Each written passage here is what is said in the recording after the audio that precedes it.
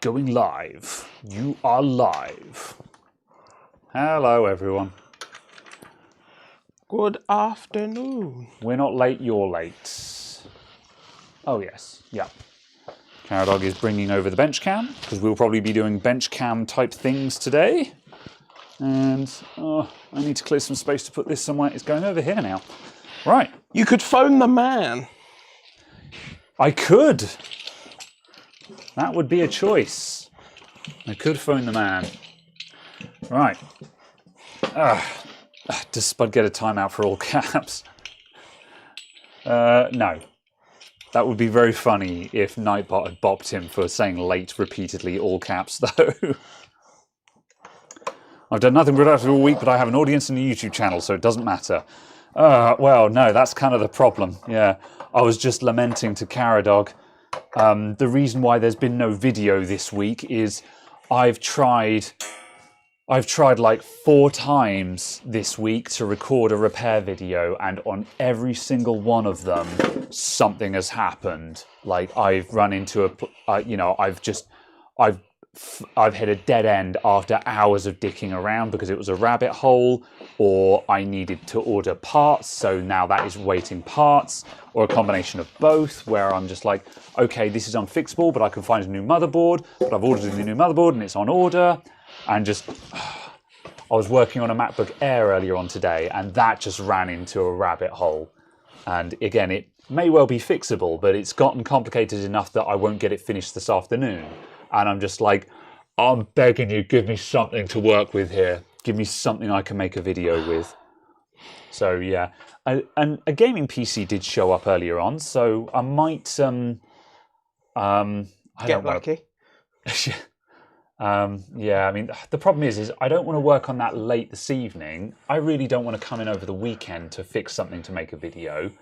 I mean, I guess we could start looking at it on stream, and I can I can edit that into a video, which might be an interesting option just to test that format.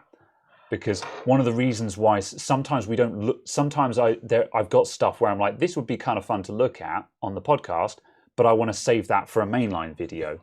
However, on the other hand, I'm just like, we could. Not that we're prepared for doing as such, but we could do it from the perspective of just running on that camera the entire time sort of view, but doing, right, if I were recording this as a video, this is what I would do. Yeah. And then release that kind of thing.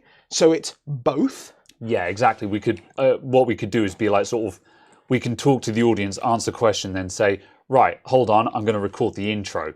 And just suddenly go into character, do the, hi, welcome to Let's Fix Computers intro, blah, blah, blah. And then as soon as I hit a point where I'm just like, right, now I'm going to think, and then be like, okay, and cut.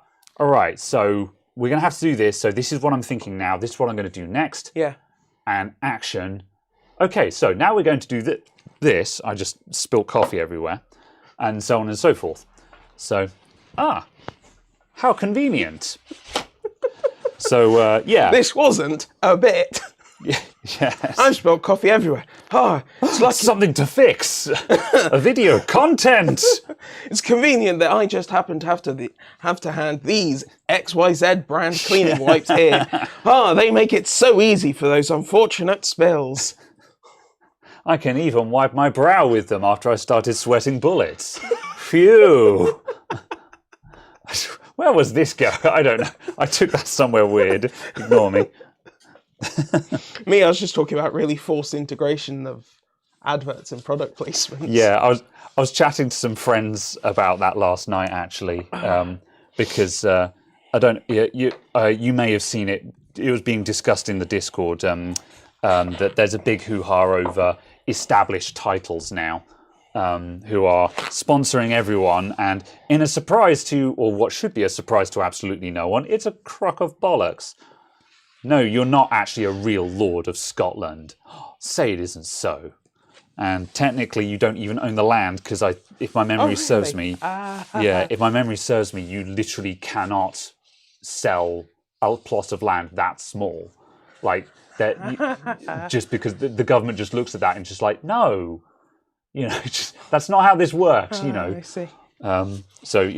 Suffice to say, it's literally the same as all of these.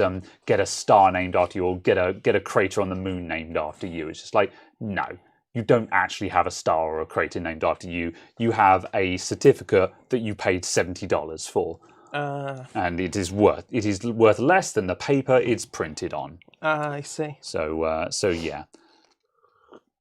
Anyway, I was talking to my friends about that last night, and one of them said they said if I gave you $50, could I sponsor you? And I'm like, what's your product? What would you be selling? And they're just like, I want you to talk, and I can't remember what they said. It was oh yeah, that's right. They wanted me. They said, I want you to talk about deactivated yeast, which is the same base ingredient that Marmite is made from. And I'm just like, part of me is just like, if you gave me $50, sure, I would do a 30-second integration where I'd say to people, by the way, have you heard about the wonders of deactivated yeast? Just because I think that would be really funny.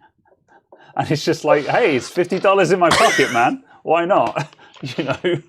The problem is you've now told everyone what your price is. If you're a real business with a real product, I'm a lot more expensive than that.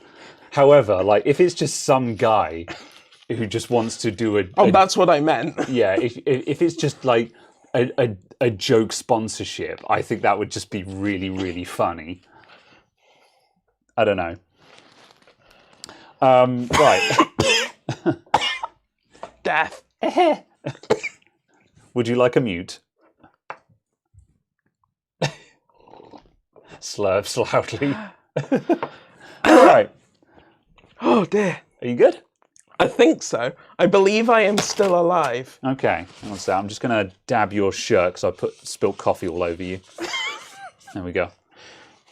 Okay. Ben Laird, thank you for the £10. Hello from Scotland. Hello. How are you doing? Right, Are you a real Scottish lord? Yeah. I'm going to scroll up and quickly back read the chat a little bit. Water damage, Dell for repair. Let's see. May have spilled coffee, but I still missed the laptop. Yeah, I caught just the corner of it. It was fine. The reason why that happened is because someone left a Corsair power supply here that's full of glycol. So I'm going to move this out of the way so I don't knock my elbow on it. Ugh. All right, that lives there now. Huh. Caradog is looking at... Caradog bought some NVMe adapters, which is what he's unboxing at the moment. Yeah, and interestingly, apparently these were imported, or at least sold on Amazon, by Evatost Consulting Limited in Cardiff. I see. Which I find interesting. Because I also just find it interesting that the instructions are in English and in Japanese, but the box is in English, German, and Japanese. Weird. Yeah. And whilst the company is apparently Eluteng on the product and on the box, the actual company is Engensten. Right, okay. Eluteng is one of those weird brands where now and then you'll see variations of it, like you'll just see like Teng, but it's in exactly the same font kind of thing, and you're like, is that the same company or what is brand recognition? Yeah. So yeah. Right. I don't know. I run on the assumption that most of these things from China, they're just insert random word here. And also Paul Turner said, do they plant the trees that they promised to plant at least? Yes and no. Again, as predicted, they don't actually plant trees in Scotland. They just pay a company who said, these days you can just give a company money and they will go and plant trees for you. Any company that says we are 100% carbon neutral, that's basically how they do it. They're not doing anything to reduce their carbon footprint. They're just paying money to a company that... Do you mind? Oh my God, I don't know if the mic can pick that up. That's horrendous. That was just... Oh God, I hope the mic doesn't pick up those either. They've been driving around all day and it's Right. Trees in Scotland. Yeah, no, they're not. They pay a company that plants trees somewhere. And it's unclear whether they have actually been paying that money or not. I don't know. I haven't looked into the deep dive that much. However, they're not actually planting lots of trees in Scotland on their plot of land. So, yeah, it's all nonsense, basically. And, yeah, I watched the EEV blog video as well. How are we getting on with the Arc and Linus doing the Arc challenge? Well, we got on with the we got on with the A770 pretty well. However, it very much seems like we lucked out. I entirely maintain it's my usual thing of the fact that I never have problems. Yeah. I never have any of the problems that people will tell me I will have with a product. Yeah. And mine will work perfectly. Yeah. That's what happened with it. Like we had we saw a couple of bits and pieces there where we were just like, oh yeah, we can see that this is this is clearly a first gen product. You know, we could put it into situations where it was obviously not comfortable. However, we didn't have any show-stopping issues. We didn't have anything where it's just like, this just doesn't work, this is broken kind of thing. However, just other people very much have done. So it's, in a way, it's a bit of a bummer because as far as we were concerned, we were like, yeah, it seems pretty good. But then Winston went and bought one and just immediately had monitor compatibility issues that were just insurmountable, you know. Well, yeah, it just didn't give a picture. Yeah, and it was just like, oh, welp, you know. So it's just like, again, kind of glad that glad that we didn't exactly do a endorsement of it or anything like that. However, just yeah, like the weekend that Caradog got it, I streamed Elden Ring on it, you know. I streamed Elden Ring on it using its built-in hardware encoder. You know, not AV1 because no one actually supports it yet. It was using H.264, but it still was using the onboard hardware encoder. So, you know, it worked. It wasn't as good as, and it wasn't as reliable as NVENC, but it functioned. So, yeah, I don't know. So, mixed results. I'd be careful. I wouldn't go out and buy one as your main daily graphics card quite yet, but I still support the Arc, and I want to see a second generation of it. And it's really interesting that Linus is doing the 1 month Arc challenge because, like, he immediately ran into issues where his Valve Index just doesn't work on it. Full stop. Like VR support seems to be atrocious. But in a recent video and a tweet, I think he mentioned that Intel are about to supply him with an alpha driver that should have some functionality. So the interesting thing about Linus doing the Arc challenge is hopefully he is driving a big push forward to address any actual real daily life issues with it, and kind of hopefully will force Intel to show that there is development going on and this stuff is getting fixed and getting worked on, and that it's hopefully this will show that it's not a matter of they managed to get the Arc out the door and are now just abandoning it, kind of thing, you know. So I'm excited to see where it goes because it seems to be demonstrating that there is still a big effort to get a working product out of it. Yes, I think so. Basically, obviously, I think it depends somewhat on whether you believe the rumors, kind of thing. But it does. The only rumors that exist are ones of AXG. I think that's the division name. The division that's ultimately overarching over the Arc product, basically getting. I was about to say harpooned. That's not the word I wanted at all. Getting. Gutted, undermined.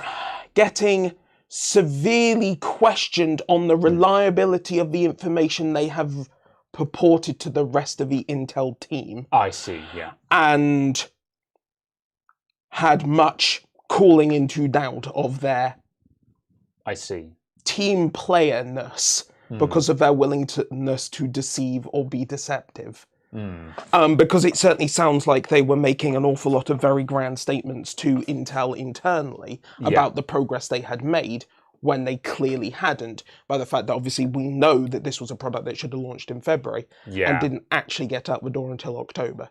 And even then it seems to be in zero supply and no partners. They released it, however, it demonstrably wasn't ready. It works, but working and ready for release are not the same thing. Yeah, and just a case of obviously the fact of parts of the card are clearly, obviously 2019 designs kind of thing, and just stuff like that. Like the fact of it only technically, the actual core only supporting HDMI 2, not 2.1. It only supporting DisplayPort 1.4. Stuff like that. Parts of the spec that only existed back in 2019. Yeah. When the original release date was. Yeah. And then it got pushed back to 2020, then 2021, then February 22, then August 22, then end of summer 22, then October. It is a miracle it got out the door at all, but again, though, as I will keep saying it again and again, I'm glad it did, and I really hope we can get that second generation because, you know, again, we do need a third player.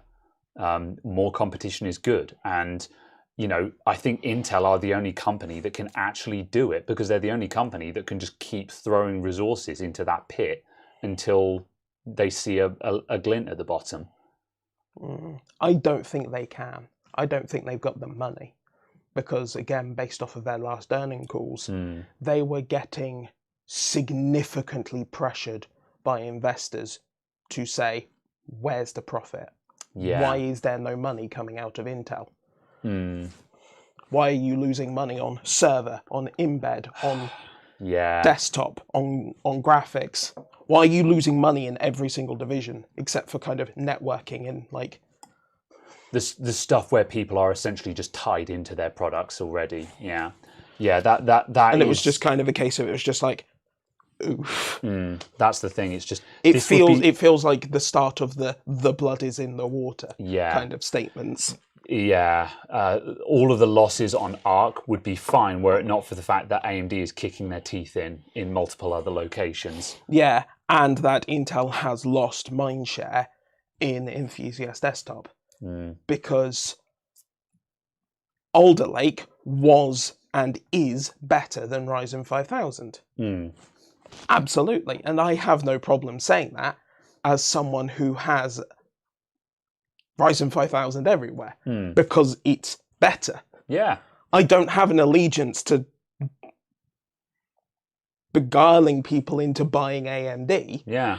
I want to tell people to buy the stuff that's best for them, best for doing what they're doing, and so on. Yeah. I have my allegiances, I have my preferences. Yeah. You like AMD. And it's a case of, I will almost certainly buy the AMD product on the merit of it being the AMD product over someone else's if they're within that couple of percent. Yeah. But I'm not going to recommend it to someone else. It's very much a case of I know that I have that line of I'll buy this for myself, but I'll recommend something else. Yeah.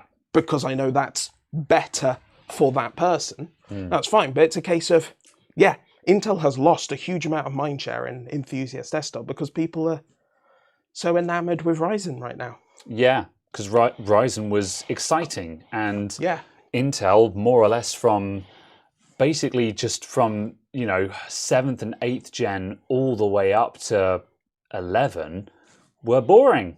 Yeah. It was boring. There was nothing exciting about it, However, Alder Lake, if you look up the Gamers Nexus CPU charts, Intel are at the top. Granted, the latest 7000, the Ryzen 7000s, they are also now coming in and taking blows, but obviously that's a very expensive platform to get into. It's getting there. However, Intel are competing again, but they've taken a big kicking over the past 4 years? Yeah. It's well, since Zen Plus, since Zen Plus. Yeah. Because it was as soon as they became remotely comparable in single-threaded or lightly threaded benchmarks and so on, AMD started walking it because they weren't Intel. They had this huge advantage of simply being good enough. They were bare minimum and not Intel. Therefore, they won.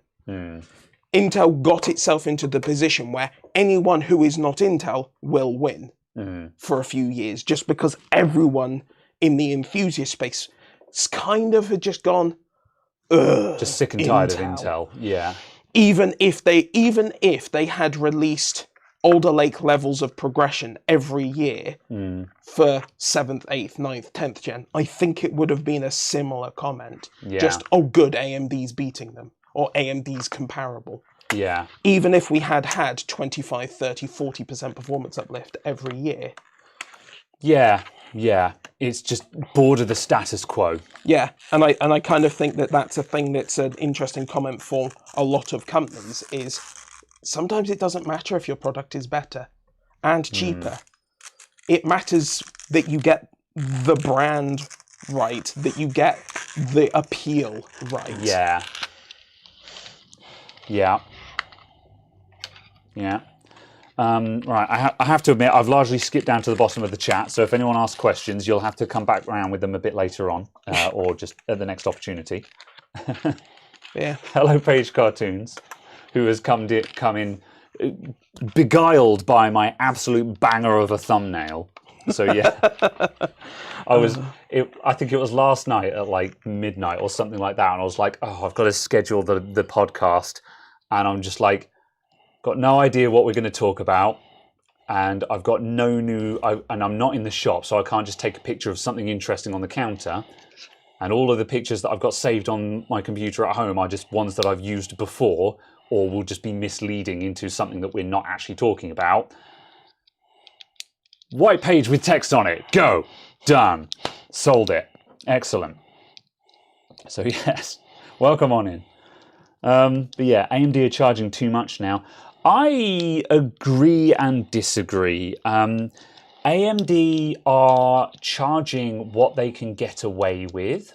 I think AMD prices are fine, basically. I don't think they're overcharging, but they're charging what they're worth, if you see what I mean, which is not necessarily the same as getting a bargain.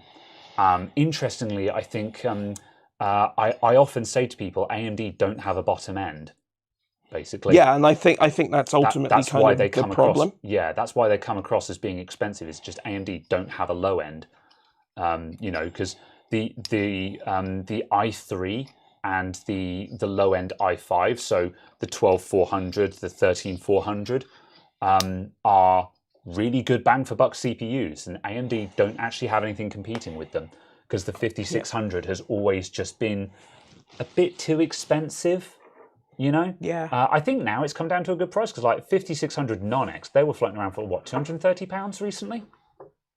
I think they were about 190. Or it dropped below 200. Yeah. Yeah, and that is a very, very enticing prospect because if you're already on the AM4 platform, yeah, I think is the comment. Yeah. If you're building entirely new, it's not a good prospect. Yeah. Because it's for a case of, can't you still for £99 get a 12400F?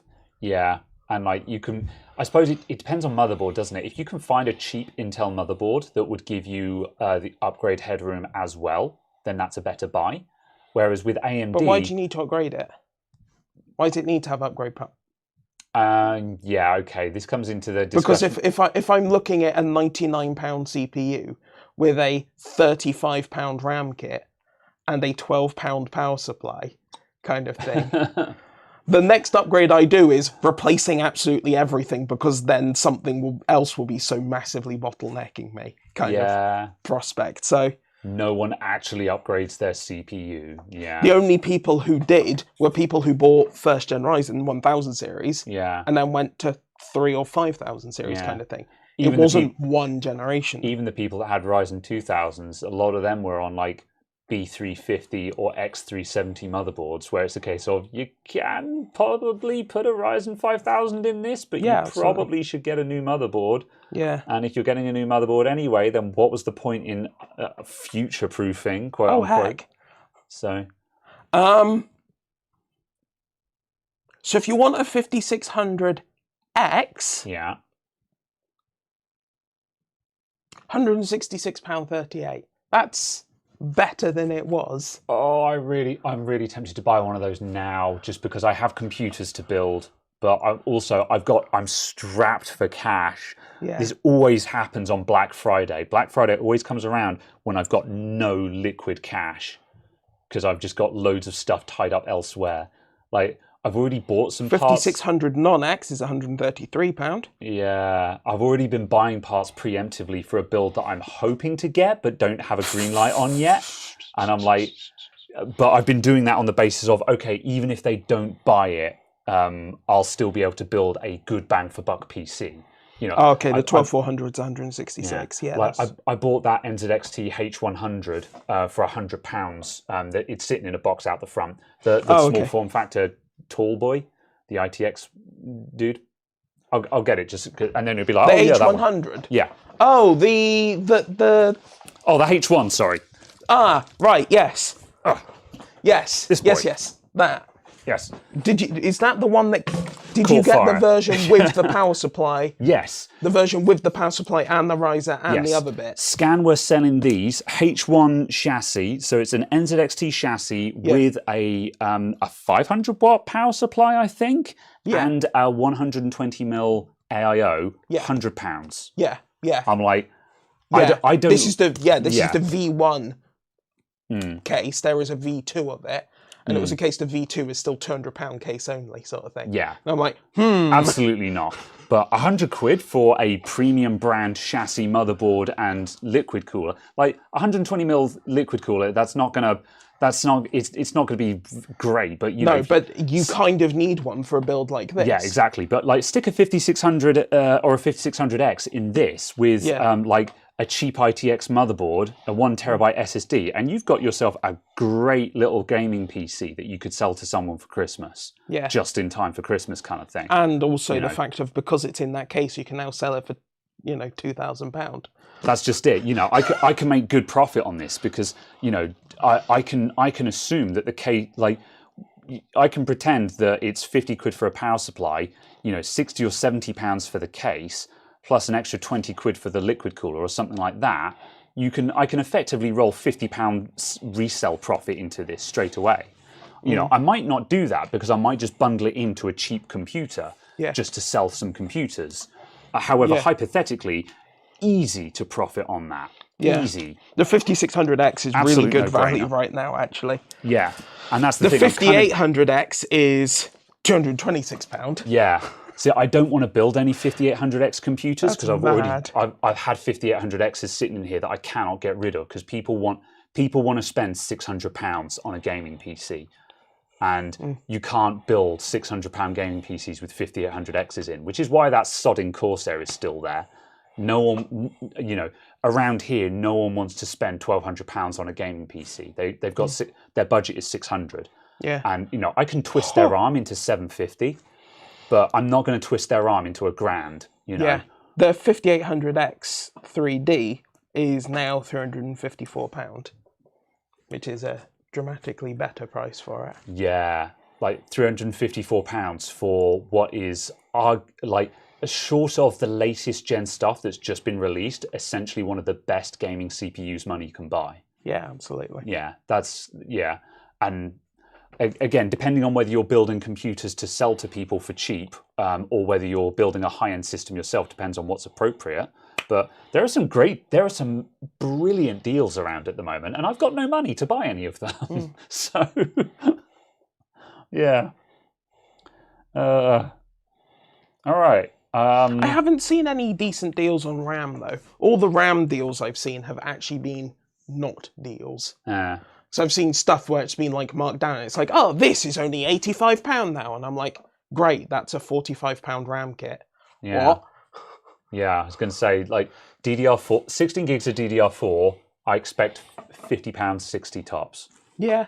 If it's more expensive, you know, if it's more expensive than that, it better be bloody good RAM, as far as I'm concerned. Yeah, absolutely. But it's just kind of a case of some of the stuff I'm just like, okay, I guess. Right, let's see. Check in. Okay, right.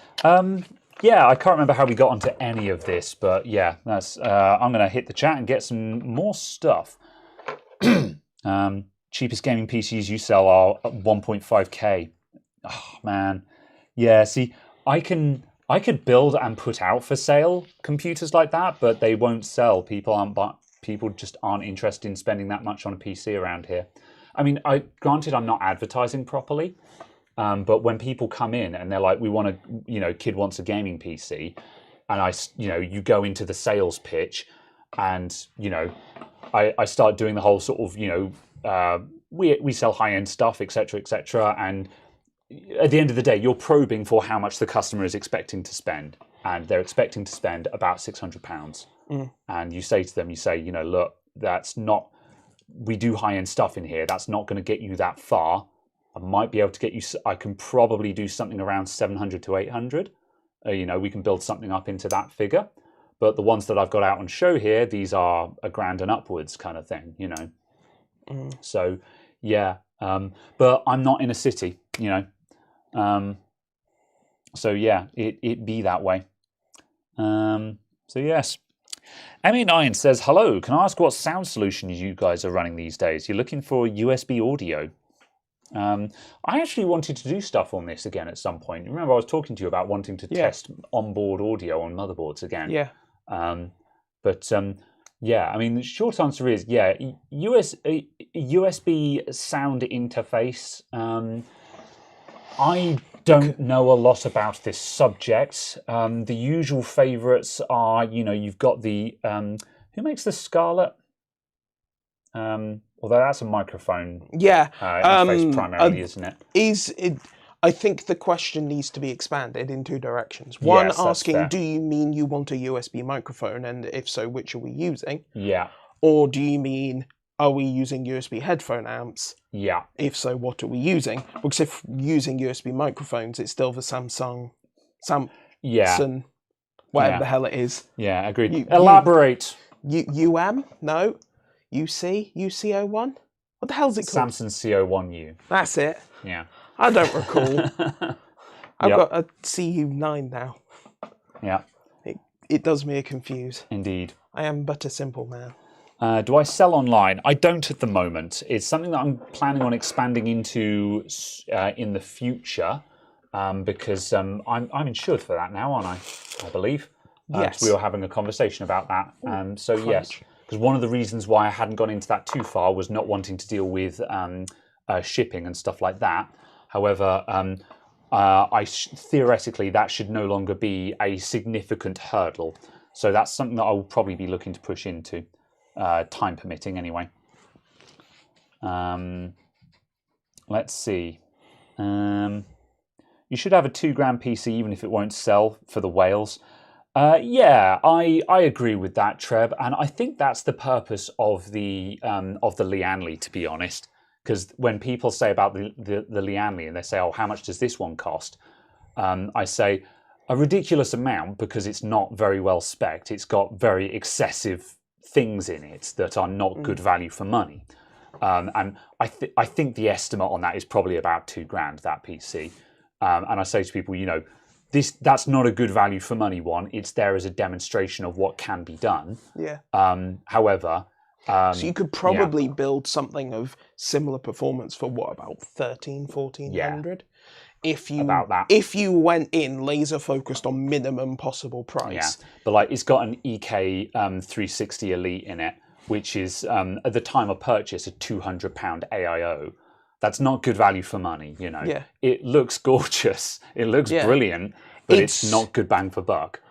Yeah, it's good value in its category kind of statement. Yes, on account that it's a 360mm AIO that comes with 6 premium RGB fans and a controller. Yeah, and all of that sort of stuff. When it's viewed as a whole for the category of product it kind of is, Yeah. it's not bad value. But as a part of case the pre-built system, Yeah. that's a lot of inflation to the cost. Yeah. So, yeah. £200 over a £100 AIO sort of thing is the difference between a 6600 and a 6650 That's XT. it. Yeah, and when the customer comes in and they say, I want all of this and my budget is 1300, it's a case of, well, if you want to make that sale, you've got to get the cost down somehow. Yeah. And that means you've got to cut extravagant things. However, yeah, I do have that out there, and I have it on. I built that computer deliberately as a show PC, just as here's a drop dead gorgeous one for people to fawn over, and it works. The Lianli, that's the one that everyone walks over to look at. Whenever someone is waiting for me to when I'm looking something up, and they walk over to look at the PCs, they walk over and look at the Lianli. They don't look at the other ones. They look at the Lianli because that's the prettiest one. So you kind of need asymmetric feet on it, just so it's tilted ever so slightly back, just so it's slightly easy to peer in through the window. Yeah, get some stance going on there. Hey. Yeah, have some mood lighting around it, so it's got a halo around it. Oh. Oh yes, this is actually just Philips mood lighting. Yeah. Well, I need to reorganize that bit of that bench in general, because it was set up that way because I was actually using that computer quite a lot. But the situation has changed and I don't actually use it very much now.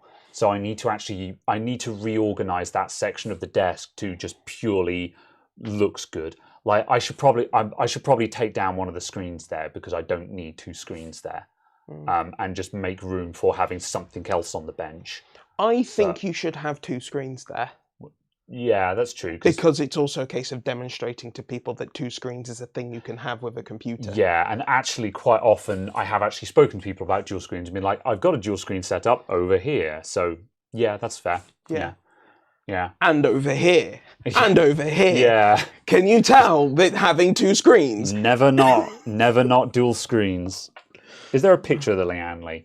There isn't. I was going to say, it's not hard to take one. I was going to say, I could just, let me go and quickly snap one now. I will take a picture, and then there will be a picture, and you can see. Yeah, it's, there's junk in front of it. Do you need to lock it first? Hang on a sec, let me just do... yeah, there's no data on the desktop. Not that people will actually be able to read anyway. Now you can see how many video files I keep on my desktop. Boop. All right. Oh boy. I didn't like that. What? I looked out the window and it's bloody dark. Yeah. Welcome to winter. It's gotten cold, but it's taken until the end of November for the cold to actually arrive. Yeah. And it's just felt like end of summer and autumn. And now suddenly it's just like, oh man, it really feels like winter. Well, it's bloody Christmas in a month. Yeah. So yeah, I should hope so. Oh, actually. Yeah. It legitimately was yesterday. A month until Christmas. Oh, I should probably, Yeah, put that in your mental microwave. Yeah. Okay, right. Let me get this thing up. Let's do the thing and the stuff.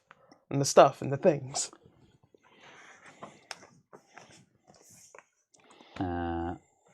I want, let's see. Oh yeah, no, let's save that.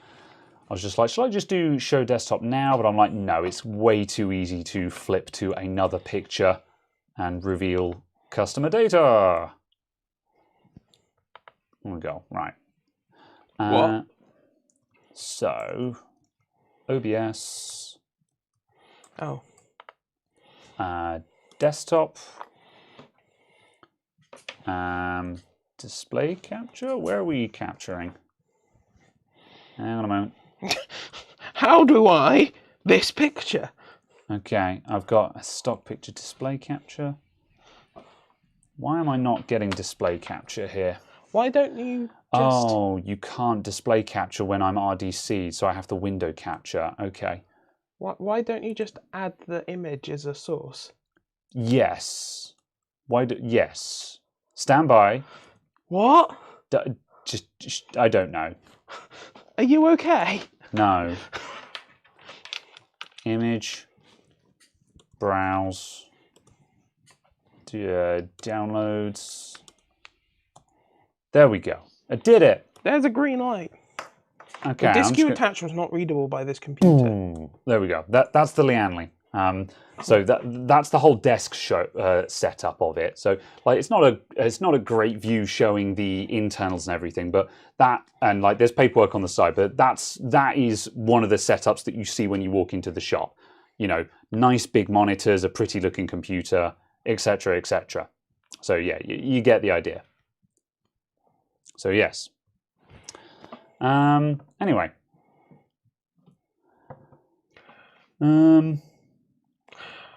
Oh, I have to erase to make a new partition, don't I? Yes. Yes, that's it. Correct. The only thing people tend to look up in our shop is the old fireplace, in which a display is fitted showing an aquarium screensaver. That's really cool, actually. I like that. Anyway, that was an enormous amount of effort just to be like, yeah, it's that one. So, yeah. Right.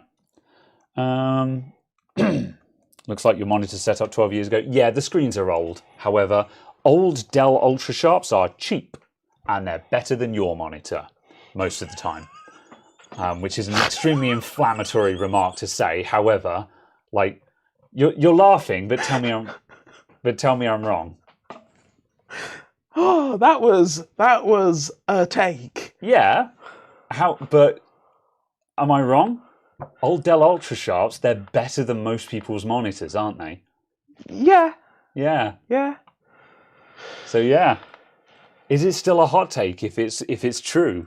You know, I suppose by definition, a hot take is an inflammatory statement that is not necessarily false. So. Absolutely. So on this thing, how do I see which apps are installed? You open the apps folder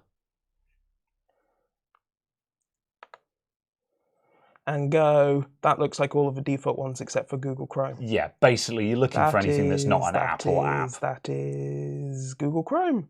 Yeah. Very well. Right. Just a pity they don't do greater than 60 Hertz. Yeah. Dell do have high refresh monitors now, but the old ones don't, no. Yeah. Better if you can get past the 2-inch one. Yeah. So, in answer to my question from earlier, I want to copy this folder. Yes, correct. So what I would do is I would... I'm not going to give any context for what we're doing here. So what I would do is... this is like trying to copy someone's user folder in Windows, because you've got the library folder is in there, which is the equivalent of app data, which is riddled with sort of system files and stuff like that. Oh, I see. Don't do it through the UI. Do it through... Precisely. I'd recommend doing this in terminal, and also it will just help preserve things. So yeah, if you bring up terminal. Hold on. I'm attempting to remember. Pinch. That's it. Then I knew there was a thing. And you can just start typing to search. So term. Yeah. So now what I would do is I would do sudo space. I can't, because I just realised I'm signed in as the user I don't know the password of.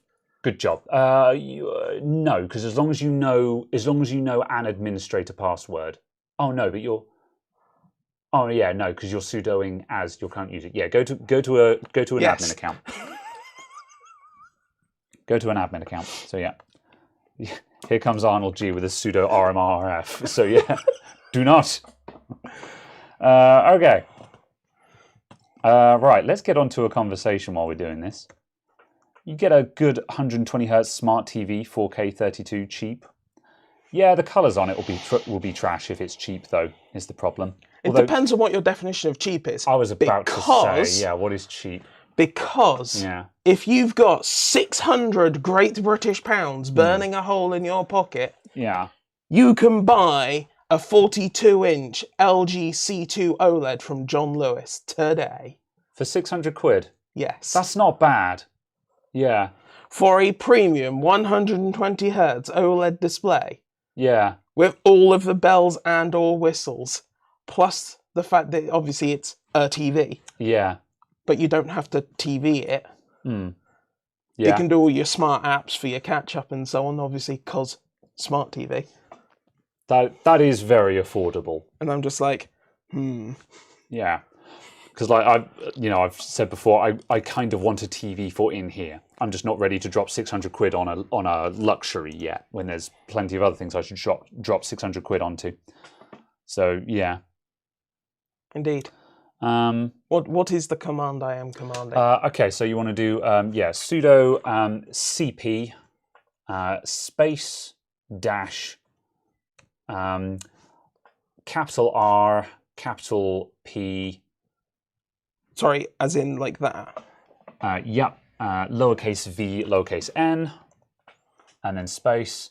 Then you need to do the path to that user folder. So if you open it in Finder, you can just drag the folder in there and it will fill out the path for you, which is just okay, really nice. That's snazzy. Again, all the terminal people will be furious at me for doing this. However, I'm just like, I like to drag and drop because I'm a child.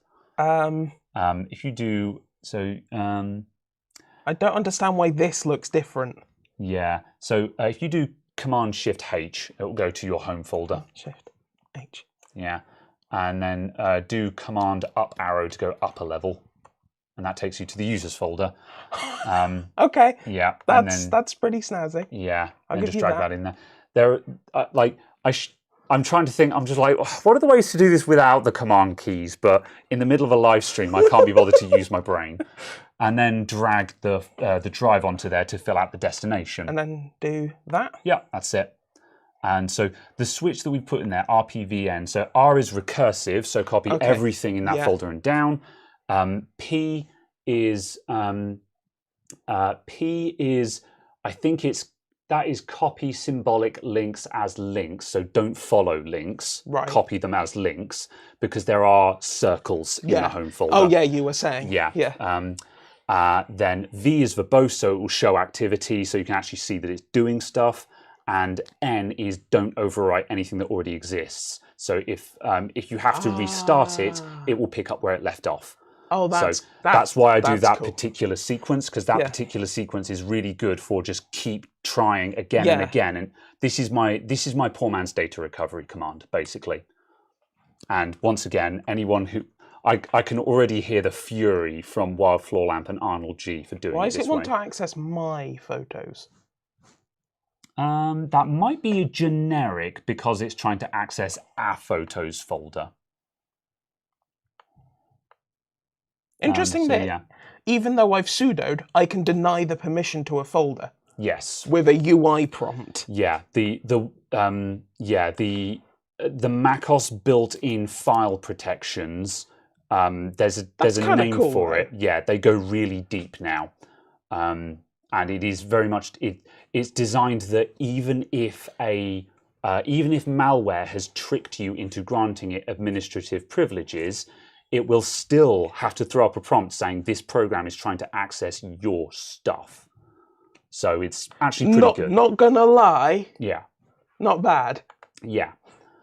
There's a lot to like about macOS. So is that it? It's done. It's done now. Yeah. Yep. So what I would do, I would go to the drive and just quickly open up the folder and just sort of sanity check that it looks like it should do. Just like drill into documents and check there are some documents in there. Yeah. Yeah, that's fine. Yeah. Huh. So yeah. That was slick. Yeah. So yes. So and obviously that is now just a folder. There is nothing special about that folder. Yeah. So you should just be able to copy that around at will. Because we've done here probably mangles the permissions on it, but like I was saying, again, I'm sorry for a complete lack of context here. It's okay, I'll provide some context in a minute. I'll be back with you guys in a moment. Like I mentioned earlier on, if you actually want to use this, what you do is do a clean install of macOS. Yeah. Copy that back in, make a user account with the same name, and it will say... As in with that name? Correct, yeah. And it will say, there is already a folder with this name. Would you like to use that? And it will automatically fix the file permissions to adopt that folder. Ah, that's fancy. And it will just, that's why I use the term adopt. It will just go in and it will say, okay, all of these belong to this new user account now. Yeah, and it will just fix all of this for you. Will that cause a... So would that... On macOS, are there the equivalent of Microsoft accounts? Are there non-local user accounts because you've signed in with Apple ID? Correct. However, I believe, I believe they behave exactly the same way as any other account, except the username is just the email address.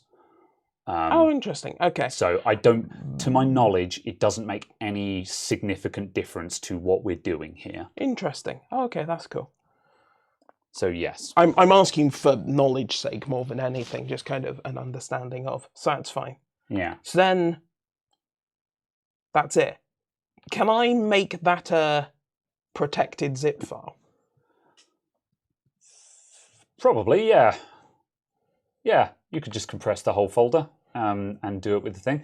Can I do that in the UI, or do I terminal? I'm not sure how. I think you would have to terminal it to add a password to it.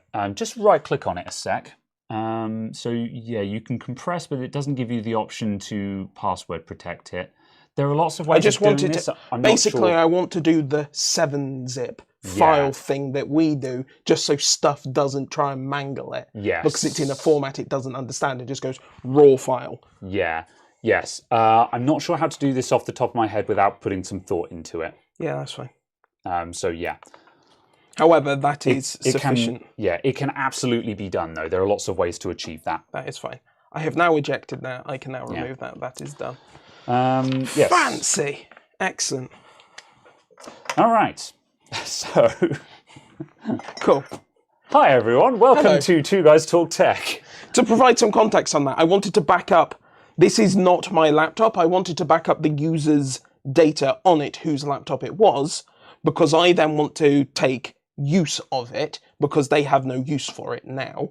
But just in case they ever went and said, oh, I want to use my laptop again, I can just go... Put it back to how it was. Yeah, which is why I was asking about, is there a way of time machining, but only using a small fraction of a drive and not tying up the drive or snapshotting it and stuff like that. But yeah, it was a case of, because of the lack of apps and because of just the small data size, it was a case of just steal the user folder was an easier option. Yes, pretty much. Yeah. So to reinstall macOS on this, do I have to use an external drive now?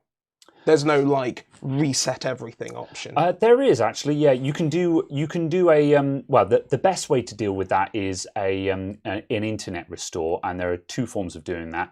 If you do, I think it's Command R on boot or something like that. Is it will boot from it'll boot over Wi-Fi. It lets you select a Wi-Fi network, and then it will just download a live macOS environment to install. Oh, I see, macOS. but I can't inside macOS just go reset this computer and it just go like clean up this PC does in Windows 10 or 11. Sometimes it depends if macOS has made its restore partition, and sometimes it does, sometimes it doesn't. I don't know the conditions of that. I see. But Internet Restore is the easiest solution to this, and there is an option for Internet Restore where it will restore the newest version of macOS that the laptop is capable of running. Oh, that's cool. Which is also really neat. So yeah, that's generally the better solution. So yeah. So yes, Command Option R, that's the one. Also, I found it very fun. Chris voices distaste for Linux. I was just like, Linux is shit. And I just want to tip my hat to Galvani, who just said, "You're shit, Chris. Linux is awesome." Just saying. So I thought that was very funny. Oh, do I have to hold it down? For the recovery environment, yes. Okay. Yeah. Hold it down until you get a reaction, basically. Yeah. When the screen goes black, I would just release and press again, yeah. Oh, not that flash to black. Wait for it. Wait for it. Now. Okay, go.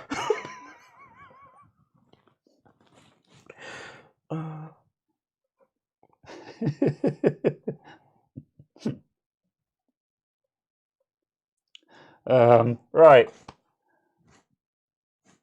Oh, there it goes. There you go. Please wait. Magical. There we go. All right. Jay says, I'll use Linux when the terminal disappears. Then Linux is not for you. But yeah. Anyway. Oh, there you go. And that's the option to select your Wi-Fi network and stuff. Cool. Fair enough. So yes. Okay. Why not do Macrium backup on the Mac? Yeah, there are lots of options for this. We're just looking for something that didn't require third-party software and stuff like that. Oh. Yeah, there are... Oh, I see. There is no option. It doesn't say, oh, this is going to do this. Nope. Oh, I see. Okay. This is Apple. You don't get options with Apple. You fool. Oh, okay. So, yes. I also don't like the fact that the globe isn't actually a globe. Yes, it's very upsetting. It's just a scrolling. It's a 2D image that scrolls inside a circle. Yeah. It's doing this in firmware though. Cut it some slack, you know. Like the fact that you get this much of a GUI in firmware is pretty impressive as far as I'm concerned. Yeah, absolutely. Yeah. I just didn't expect it to start. So what happens when the battery dies on this whilst it's trying to do it? Because the battery is not sufficiently charged to do this. So... Yeah, at that point you're probably going to have, if it does it midway through install, then you'll have a scrambled macOS install, in which case you'd need to restore from USB. Okay. Well, no, actually, you just start from, you just start internet backup again. Oh, even if you completely scramble the contents of the SSD, you will still be able to do this. Fair enough. Yeah. However, I was going to say, may I plug this in? Yeah. Right. Right, and then I think we should probably do something that's just not us just talking to ourselves as a special treat for the people. I don't know. To be honest, all we seem to do is talk to ourselves anyway. Yeah. Who am I? Where am I? What's going on? Do you know what's happening? I don't. Ta-da! All right. We are also here. Yeah. I have spent a lot of time watching Paul Daniels repairing things and just being like, Max. Yeah.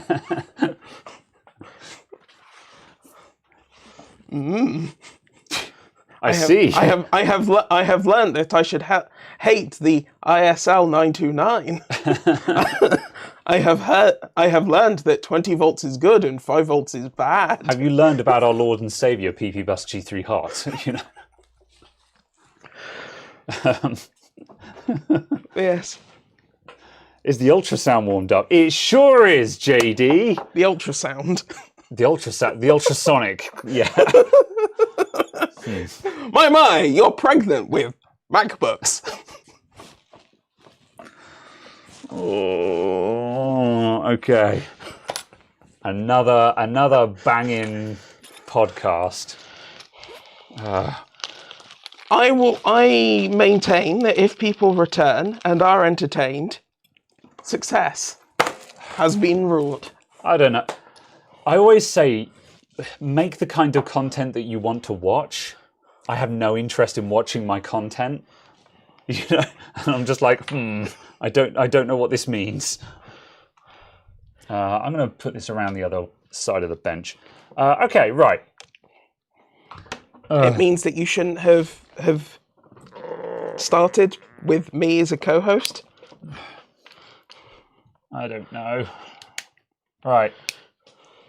Okay, for the dozen people who are still watching, apparently we had we do have 204 watching. Apparently there's 200 viewers today, so welcome on in, everyone, to this.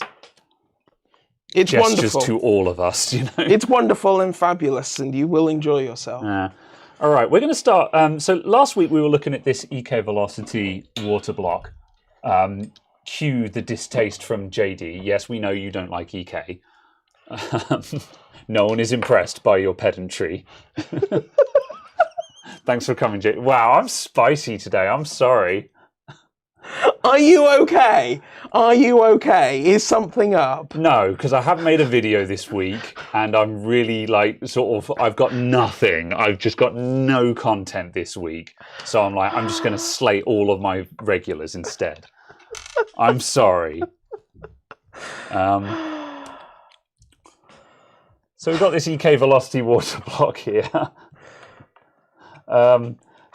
Last week we were last week we were fiddling with this, and we came to the conclusion that the loop that this is from was not performing very well because there's something wrong with this block. We don't know what's wrong with this block. It's got bad flow. It's got bad contact. There's something wrong with this block. So what we're going to do is we're actually going to go to town and like mega clean this thing. So we've got the ultrasonic cleaner warmed up. So we're going to take this apart, lob some and/or all of it in the ultrasonic cleaner. We've got a replacement. What's this called? The jet plate. I think it's called a jet plate. It's symmetrical. I was just making sure I hadn't been really stupid and put this in like the wrong way around like that. Very well. We have another jet plate. This one came with it. There's just two of them. Are these identical? This one's got some notches out the side. Oh, it's slightly thinner. So this jet plate might have a slightly different profile on it. By slightly thinner, I'm talking like by a 0.1 of a millimeter. And the machining on it. Oh no, the machining is in the same direction. Yeah, I don't know why. I don't know what the difference between these two is. Is the slots the same width? I would presume they are functionally identical. Yeah. Yeah. I just don't know why there are two of them. Yeah, I think these are intended to be identical. The difference in them is so minor that there's no difference there. So anyway, where was I? Yeah, so we've got a replacement jet plate, so we're going to swap that out for good measure. So we're going to chuck this in the ultrasonic cleaner. If it still comes, I don't know if the ultrasonic cleaner is actually going to do anything for this. You can see it's a bit murky on the inside. So I don't think the ultrasonic cleaner is actually going to do much with this, but we're going to lob it in there anyway, because if it comes out and it's really clean and shiny, we can be like, oh, look at that. The ultrasonic cleaner works a treat on these. Otherwise, either myself or Caradog needs to run up to Tesco and buy some vinegar, and we'll clean it in vinegar. Is there anything? I don't think there's anything. There's nothing really in this. It's just acrylic. Yeah, the top part is just, there's no blockage there. Whatever the problem is has to be in those micro fins, I think. Yeah, I can't specifically see it being anything else. Yeah, I think they are microscopically blocked. Toothpaste as well. We've got toothpaste. I've got some toothpaste in the shop. I think we should start with that and give that a bash, just because that's what Jay did as well. So, like, do that before anything else, or ultrasonic it first? Well, ultrasonic. Ultrasound it. Yeah. Is that your impression of an ultrasound? Yeah. Okay. I'm going to go and lob this in the ultrasonic cleaner. Absolutely. I don't have a means of showing you guys that, because we don't have any kind of wireless camera set up. So you'll just have to take my word for it. And we're just going to. It's okay. You'll be able to hear it. Well, yeah. You just put the wireless mic there. No, I'm going to take off. Oh, absolutely not. Right, I'm going to lob this in the ultrasonic cleaner. So just for good measure, I'll just quickly show you guys bench cam with face. So this is our starting position. So without refocusing the camera, as you can see, it's pretty murky in there. So this is what we're trying to get an improvement on. May I have the towel? You may have the towel. Also, for those who couldn't hear, that was what we were trying to get an improvement on, because you took your microphone off. It should be able to still hear me from that. This is my sound walking away. Walking away, fading away, fading away. There you go. I will demess. Oh, I should come over here. Hello, people. Vinegar can turn copper green. Yes, absolutely. Just trying to get rid of the stuff and make it so it's basically pure metal. Yes. There has been a shipment, or there will be a shipment of a product that translates as throat cutter. Apparently we need to test this, but also apparently, there's some sort of legal disclaimer. I don't know. Not gonna lie, I'm interested, but also deeply concerned for my safety. Why did it go? Or is that just its sound to let you know it's on? Yeah. Because I think you could tell. Yeah, that's just its beep. It just makes a really sickly beep. It doesn't go beep. It goes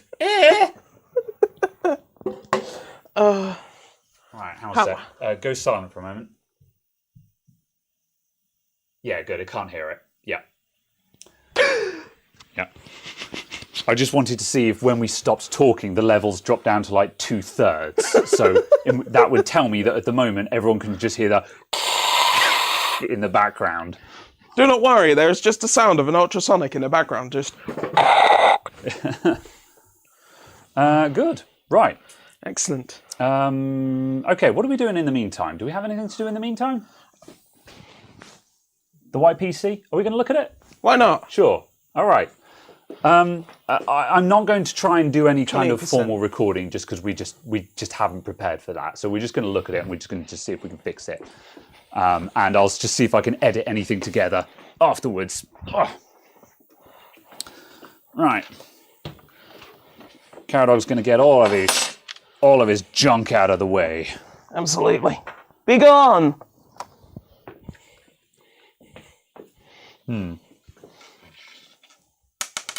Come here. Right.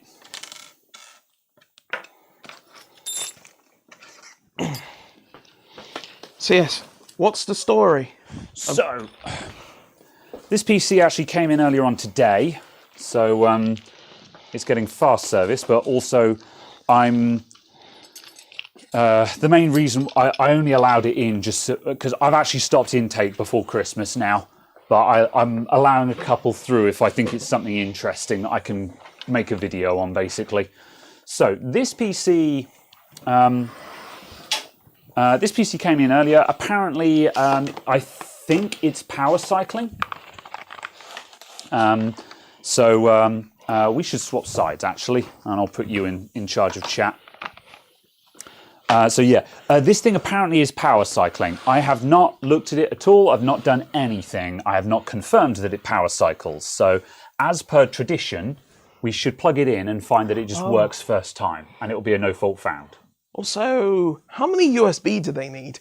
Yeah, it's got a USB 3 breakout on the bottom of it. Is that a card? Oh, it's an actual controller board. Yeah, it's got a lot of USB on it. Like, this motherboard has got 8 USBs as well. It's got an 8 USB motherboard and another 5 USBs at the back. Oh well. Let's see. I need that one. Are you trying to see if you could get that in a really clean rubber stamp motion? It was also just the fact of it wasn't coming off. I see. I had been defeated. Would you like the inches or the aspal, or neither? Or would you like the red wine? It's still an option, yeah. I'll have the inches, I think, please.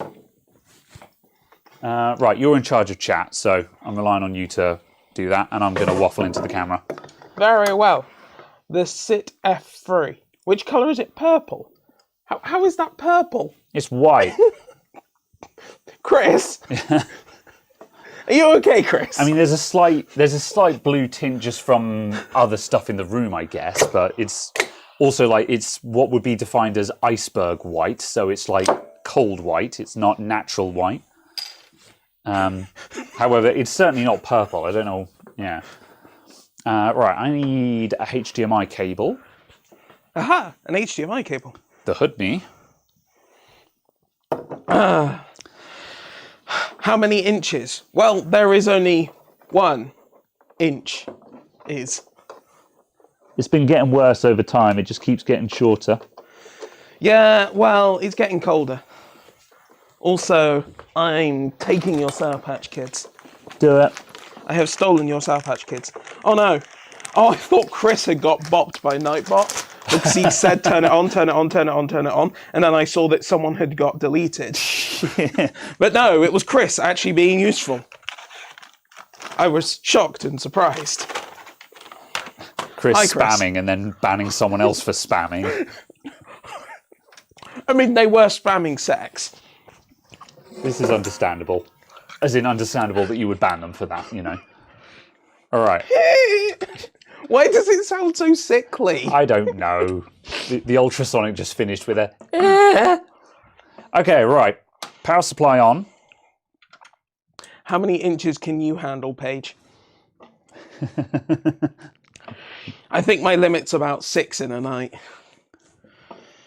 After that, it's a bit... All right, it's turned off and on. I'm going to try it again.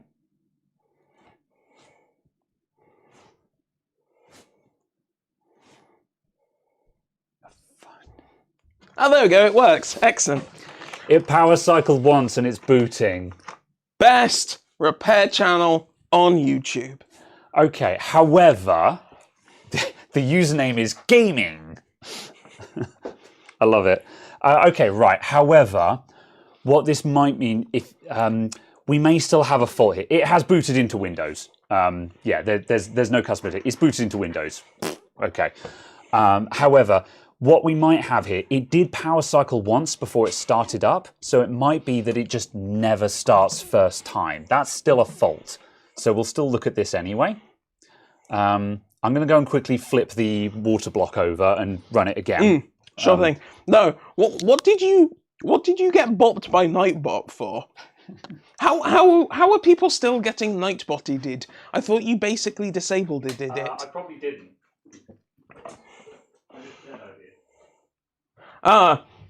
It's only semi-disabled. Just partially Scottish. Just partially Scottish. Yes, bless the repair Jesus. Possibly using 4 capital letters in a row is insufficient to get bopped.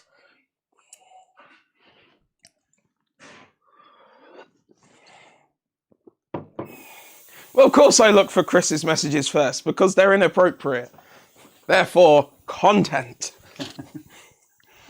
All right, spoilers, it doesn't look any different, and I've just turned it so the dirty side is facing up, which is going to be less effective. So I don't think this ultrasonic is doing anything for us. Absolutely. We'll run it again anyway, but it's coming out, it looks like it's going to come out the same way that it came in.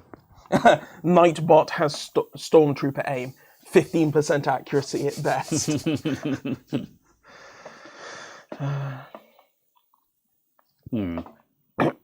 Okay, so this, this looks like it might be a no fault found. I'm going to shut it down. So now we need to do the very boring bit of systematically testing to see if we can find a fault with it, because it might have an intermittent fault or a fault that turns up under certain circumstances. Because, as I say, anyone who was watching when I switched it on, it did power cycle once before it posted. Off the top of my head, I'm thinking it's got a flat CMOS battery, which means the BIOS is resetting on every single boot, or every time it gets turned off. So that's not exactly a significant fault. This might be a case of we swap out the CMOS battery and that's it. This is what my whole week has been like. Imagine that I've just spent 20 minutes turning on the lights, getting the camera ready, aligning it, make sure we're in focus, start recording. Hello interwebs, welcome to Let's Fix Computers. We've got this computer, talk about the computer, talk about the story about it, turn it on, and it's a no fault found. It just needs a new CMOS battery. That's why there's no video this week. It's been like this all week, and I'm like, I'm begging something just break for me, or something break in a way that is fixable in an entertaining video. This has been my week. Okay, so I shut it down. It's still on at the socket. I'm just going to power it on again. Let's see if it starts first time. Um, I'm expecting it to start this time because I didn't power it off at the socket. Yeah, it's starting. I'm going to interrupt and then it didn't start. However, look at this. It started, and on the screen it says, overclocking failed, please enter setup to reconfigure system. Interesting. That supports my theory that the BIOS is getting reset or it's somehow unstable. So yeah, this supports my idea that there's a problem with the BIOS and that is causing it to do RAM training or a CMOS reset or something like that on every boot. So I'm now going to turn it off at the socket. Okay, I'm going to turn it on again in a sec. What were you going to say? Just to see if there was a dodgy overclock in there. Yeah, it's worth checking, I guess, yeah. Because if there was one in there, then it's a case of, oh, that's why it's not booting. Yeah. All right, I'll turn it on. So what I want to see now is if it power cycles again now, having been switched off at the socket. So again, I'm trying different turn-on situations. I'm trying to figure out how to reproduce the fault again. Look at that, it just power cycled again. So yeah, it power cycles after it's been switched off at the socket. Not uncommon to find people who turn off all of their sockets at night or turn off their computer at the socket at night. So customer might be thinking it's not starting. It has started on the second attempt. Yeah. I think I've just missed it. Yeah, it's going into Windows now. So fair enough. Interesting. So you're going to get your multimeter and go. I will. Yeah. What are you? Right. Let's lay this down. Does this have a hard drive in it? It's got an SSD in it. I don't know if there's a hard drive in there as well. I don't think so. Can you just quickly go to this PC? I just want to see if I can manhandle this or not. No, I can't. Yeah. No, I can't. I cannot. No. No, 120 gig SSD. It's a bit low, but sure. That basically means I don't need to worry about jogging the hard drive in there, which is why I wanted to know. So, all right. Bet that's an Asus P8Z770.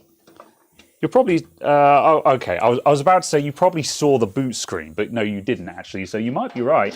It is an Asus board. Where the hell's the model? Overclocking failed is an Asus BIOS thing, so you're on the right lines. I don't know where the model is, but it's definitely a P8. Do you want to give them the overhead cam? It's definitely a P8. Dee-dee-doo. It was a second gen i7, unless I'm mistaken. Yeah. I think it said a 2700K. Yes, absolutely. Yeah. Yes, the model is under the graphics card. Oh. And so is the CMOS battery. We've got a light on up there. What's that? Is it the one to tell you that it's turned on? It is TPU. The DRAM LED is on. No, what's that might just be Q2 LED 2.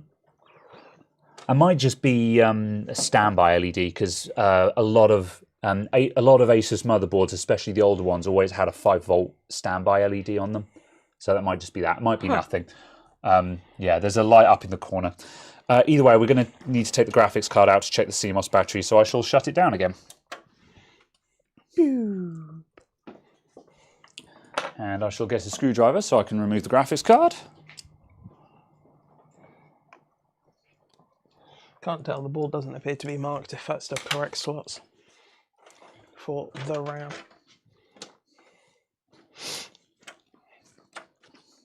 Okay. I will go to YouTube. No, I will go to Chrome. There you go. And open up the user manual in a second once we get the correct model. Oh, that's going to be a pain. It's got a DVI to VGA adapter in the back, which is screwed in. I thought you were also going to say it's so tight that... Yeah, no, thankfully it's not too tight that I can't do it without... These things always have slot screws on them, so if they're too tight, no one has a screwdriver to undo them with. Slotted screws should be banned. There we go. All right. This is a Zotac GTX 960 2GB. So it's a 960. That's not too bad for someone's cheap gaming rig. The 2 gig model, not so good. The 2 gig model just doesn't hold up these days. The motherboard is a P8 P67M. And the CMOS battery is... 5 volts. Wait, hold on. Yeah. Oh no.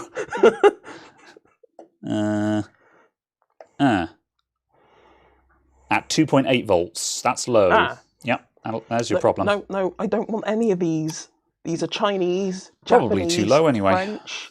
Yeah, 2.8 is low enough that it's probably that will be causing some issues. That's not completely flat, So that might be high enough that it's not sort of like throwing up any kind of errors, but it's going to be enough that you're going to start getting weird behavior. I thought anything less than 3 was pretty much it causes an issue. Anything, yeah, in my opinion, anything less than 3.1 is replace it. Anything less than 3 could be causing a problem. 2.8, you know, that's not flat. You know, that's not like 1 volt where it's a matter of, yeah, that's stone dead. 2.8 is not catastrophically low, but it's probably low enough that we may well be having problems with it. So, but what I want to do though, since we've got a really basic bitch problem here, let's just do a deep dive on this to explore things interestingly. So what I want to do now, Caradog's having fun trying to zoom in and out. I'm going to plug this in again. And I'm going to have a look in the BIOS, reset the BIOS, and I want to confirm that we can keep reproducing the problem. I want to confirm that it's not just a BIOS configuration issue, and I want to keep reproducing the problem, then replace the CMOS battery and prove that that is what has fixed the problem. And like, I don't think theoretically, you know, in a surprise to no one, it's going to be that battery. I just want to demonstrate that. Because otherwise someone might go, oh, 2.8 is not that low. Yeah. I want to prove conclusively that that is too low. Because that is, there's now and then, like I say anything below 3 could be causing a problem. I want to prove that this is causing a problem in order to prove that assertion, if you see what I mean. Yeah. So yeah. Interesting. What are you seeing? Just that there's a QVL list in the actual manual. And I've not seen one in the manual itself before. It's, fair enough. To me, always been a separate document. Yeah, because it probably gets updated. Given that there's only like 9 modules on here. Yeah. I don't think QVL has been a thing for a long time, yeah. DIMM socket A, B, or C. Excuse me? Yeah, I was going to say, I don't know where they're getting C from. Although this is a 2nd gen Intel board, there might have been a well, it might even be 1st gen Intel with a 2nd gen CPU in it. No. No. Yeah, it was 2nd and 3rd gen that were on the same socket, wasn't it? Yeah. Were there any second? There were also 2 sockets for 1st gen. There are 2 sockets and 2 chipsets for 1st gen. One was dual channel, one was tri-channel. That's where I was going with this. Could there have been a variation of this motherboard that was triple channel, hence having a C? But not this one, no. No. Yeah. However, right, let me turn this on. So it does actually have USB 3 built into the board. It does. It's got 2 USBs on the back, which is quite impressive for this board, actually. Yeah, given that it seems to be it's a low-end 2nd gen Intel board. Yeah. It doesn't actually say which slots to use. It just says use slot A, B, or C. Yeah. Right. It did not power cycle that time, but also I'm not sure if I remembered to. I don't think I remembered to switch it off at the socket before I started pulling stuff apart. So let's just do that again. Right, off at the socket. Because the problem now is that if the problem has now just disappeared after having a couple of restarts, then we can't prove anything. What? That's confusing. Would you like to use DIMM socket A, B, or C, with A meaning a single module in any slot, B meaning a pair of modules in either the blue or the black slots, or C meaning modules in both the blue and the black slots? Oh, so okay, they're referring to configurations then, rather than yeah. The problem has evaporated. That's really boring. Okay. Yeah, that's a shame. It's not power cycling anymore. The problem has just disappeared.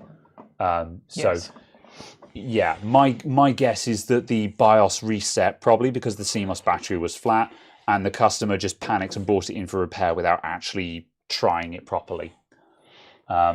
Which surprised me because it didn't take it power cycled once, but we weren't waiting that long before the screen lit up. Yeah, they must have just not tried this thing. I guess. I can't think of any instance in which it would not have started for them within 30 seconds. Unless there was a bad overclock on there. and it just wasn't recovering. Yeah, maybe. Yeah. Annoyingly, now it's had a couple of reboots and it's come good. We'll never know. I mean, I guess we can check if there's any settings. Has it actually? Yeah, see? We've got a manual overclock in here. Yeah. I think it was that. Yeah. Do you want to get? Let's get capture up just so people can have a look. Because, like I say, this is basically a no-fault found, which is incredibly boring. However, we may as well just get set up just so people can just look at the kind of stuff you see out in the wild, I guess. Yeah. HDMI I thought you just out. pulled the power out.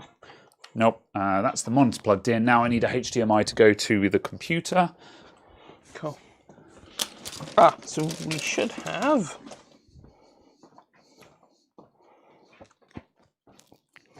Should we have capture? No. Oh, I see. Sorry, I thought you just said you plugged in capture. I misunderstood. I plugged in the monitor, however, not the PC. All right, there we go.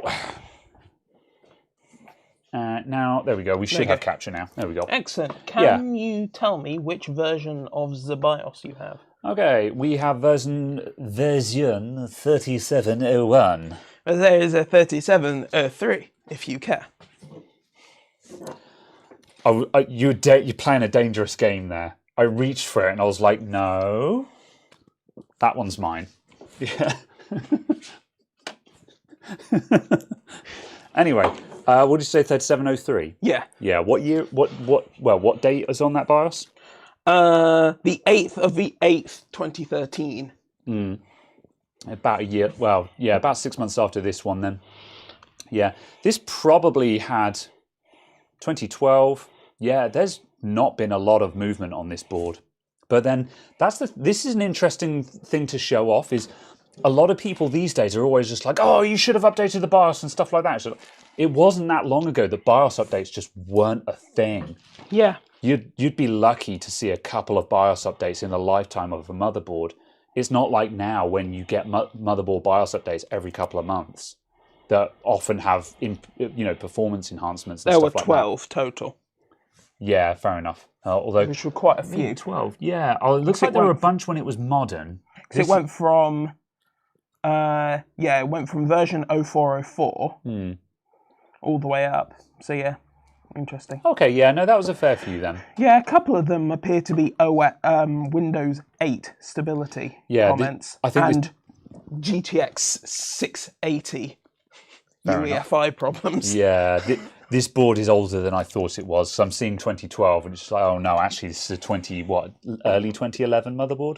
What was the release one? The release one was 2010. Oh yeah, well, December 2010. So yeah, very, very, well, yeah, essentially Q1 2011 then, because that was probably wasn't released until Q1 2011. Because that version would have been, that's not the day that the board was released. So no, essentially absolutely. A 2011 motherboard. Yeah. Fair enough. Oh well. Cool. Okay. However, yeah, in the AI tweaker, we have got some manual stuff dialed in here. We've got a little bit more on the base clock, and we've got an all-core. Turbo of 3.9 turned on. What's the stock for this CPU then? I don't know. What is it? Is it a 2600K? Where is it going to tell me? We're going to have to get back to. It's running for 2600K. Yeah. Yeah. Yeah, it's 2600K. So what's the stock boost for that? Because yeah, it looks like a system builder has just bashed in a 3.9 all-core overclock on this, just so it basically it's just all-core boost all the time. And actually, and because they've dialed in a base clock of 103, they've ended up on 4 gigahertz. Yeah, basically. Yeah. So they've done 39 plus a bit more because they've got a little bit of base clock dialed in. So for those of you who don't know your overclocking very well, you have on old school stuff like this. This is before floating boost and stuff like that. You have your base clock, which is typically 100 megahertz, and then the multiplier, and the multiplier gives you your final. So a standard So let's have a look at this. We go to auto. No, it's not going to tell me. What's the default for this CPU? So the max turbo frequency is 3.8. 3.8. Okay, so the default for this CPU would have been 100 with a turbo multiplier of 38. So 100 times 38 gives you 3.8 gigahertz boost clock for a single core. For a single core, and the overclock we've got dialed in here is all core multiplier of 39. That gives us 100 times 39, which would be 3.9 gigahertz all core. But they've also bumped the base clock up to 103. So 103 times 39 gives you, in this case, 4017. So 4.017. So 4 gigahertz. So that's this overclock explained. It's a very, very basic overclock. And my understanding is that these kind of overclocks are really easy to do on early Core i CPUs. Like Intel's second and third gen, my understanding is you could easily just dial in big all-core overclocks like this and just set and forget. And they would just fine. Certainly for sort of 4.1. Yeah. On that point. There's a good possibility that this overclock is completely fine. It's just where the CMOS battery has died, it's gotten upset. That's still my assertion of this. Yeah, absolutely. So yeah. Okay. Yeah, but it is a case that base clock overclocking, certainly on a non-overclocking board like this, is generally a bad plan. Yeah. Because the base clock will change the rate that the RAM's running at. Yeah. It will change the PCI link speed, and it will change the SATA link speed as well, apparently. Yeah. So it's a case that whilst the CPU might be stable at 4 gigahertz, it's possible that the PCI link isn't, or the SATA isn't, or something like that. The other possibility as well is like, why didn't they just do 100 by 40? Yeah, you know, can you actually just knock in 40? Yeah, was it unstable at 40? Because if so, if it was unstable at 100 by 40, going to 103.39 on a computer that you're selling, that's a terrible idea because that's still redlining. And what you want to do is go to the point of being unstable and then walk it back a bit. But what they've done is go to the point where it's unstable and then just acquire that speed slightly differently. And it's like, no, you should have pulled it back slightly. I think they just wanted that big 4 gigahertz number. Yeah. So yeah. I'm going to grab another CMOS battery. We'll change that out, and then I guess we'll just play around with it. Why can I not change? Did I set it to manual again, or I don't know? Have a fiddle. Yeah. Oh, well, that's the auto tuner. Ah, I see. Well, see you in 10 minutes. Yeah. Thanks. Might be worth aborting this before it gets going on that. Have I got a CMOS battery kicking around here? I'm sure I took one out of the packet and then didn't use it. Nope, I'll get another one out of the packet. It's booting to Windows. Okay, good. There was nothing on the desktop, was there? No. Cool. I thought you were about to use that to replace the battery. Like, that is extreme. I heckin' hate this packaging. Stab. Ah, my thumb! Yeah. I'm very deliberately slicing away from myself at the moment. Yeah. Update the BIOS from Windows. No, Arnold. Do not. And some people may have seen it before. I can't remember what it was on. It was on like a Toshiba or something like that. I was doing a BIOS update, and there you go.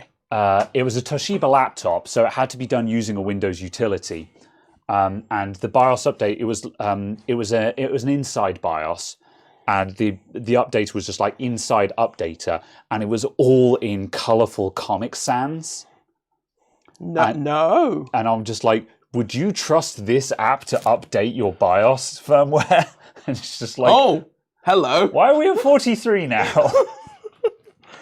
I don't know. I mean, if that's what the auto tuner's shot for, maybe it just hadn't stability tested yet.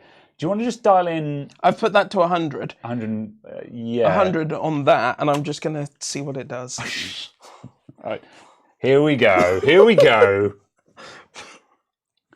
Because I want to see if it was the case of the idea that it was an unstable overclock. Because 43 by 100 is much higher than... Yeah, sure. 30. Like, if it goes straight to Windows on this, then maybe it wasn't a million miles out of what it was capable of. I mean, yeah, it's booting. Yeah. Yeah. Odd. I don't know why that was in there then. Yeah. Unless someone was trying to memory overclock? Yeah, maybe they were looking for a little bit of extra memory. But like this is second-gen Intel. It doesn't care about memory speed. Yeah. I don't know. Yeah. Fair enough. All right, let's shut it down. Swap out the CMOS battery, and then I guess we'll bash in 100 by 40, run some stability tests, make sure it doesn't fall over, and that's us done basically. Yeah. Yeah. I'm actually glad that I didn't set up for a mainline video on this, because that would have been another no fault found waste of time kind of thing. And like I said, I've had bloody too many of them this week. What is this switch up here? TPU. Okay. Oh, Chris. What's Chris saying now? I'm very deliberately slashing away from myself. Weird flex, but okay. I see, yes. Sigh. No, Chris. As soon as I said that, I knew I'd made a mistake. Oh, well. Battery SWAT Saturday.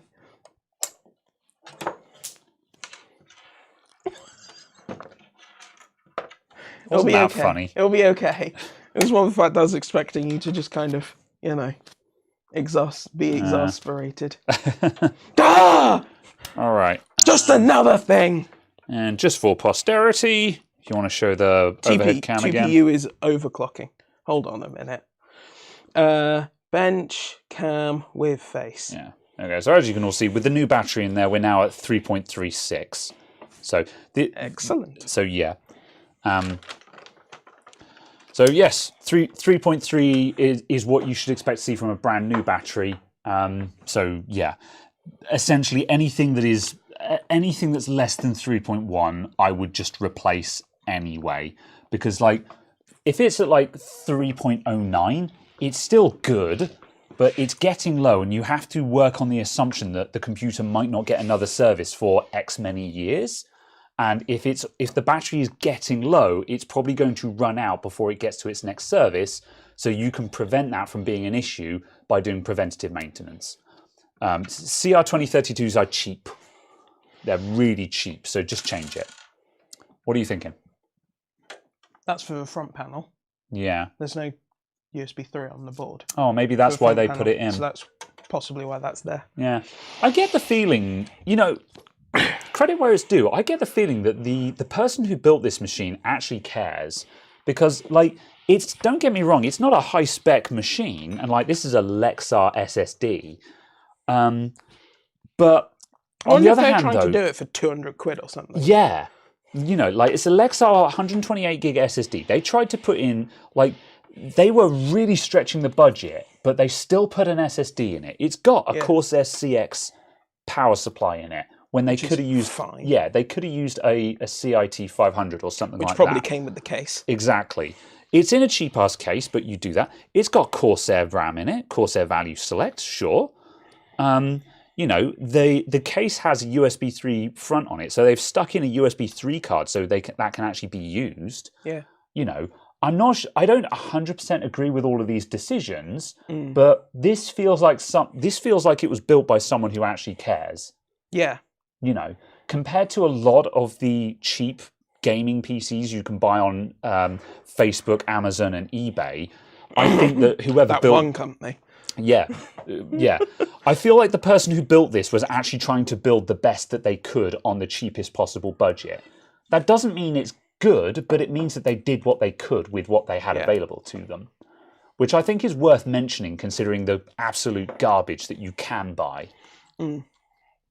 I just hope they haven't bought this year. Yeah, I'm not sure. I try not to ask, because a lot of the time when you actually ask the customer, you know, how much did you pay for this, the answer is usually heartbreaking.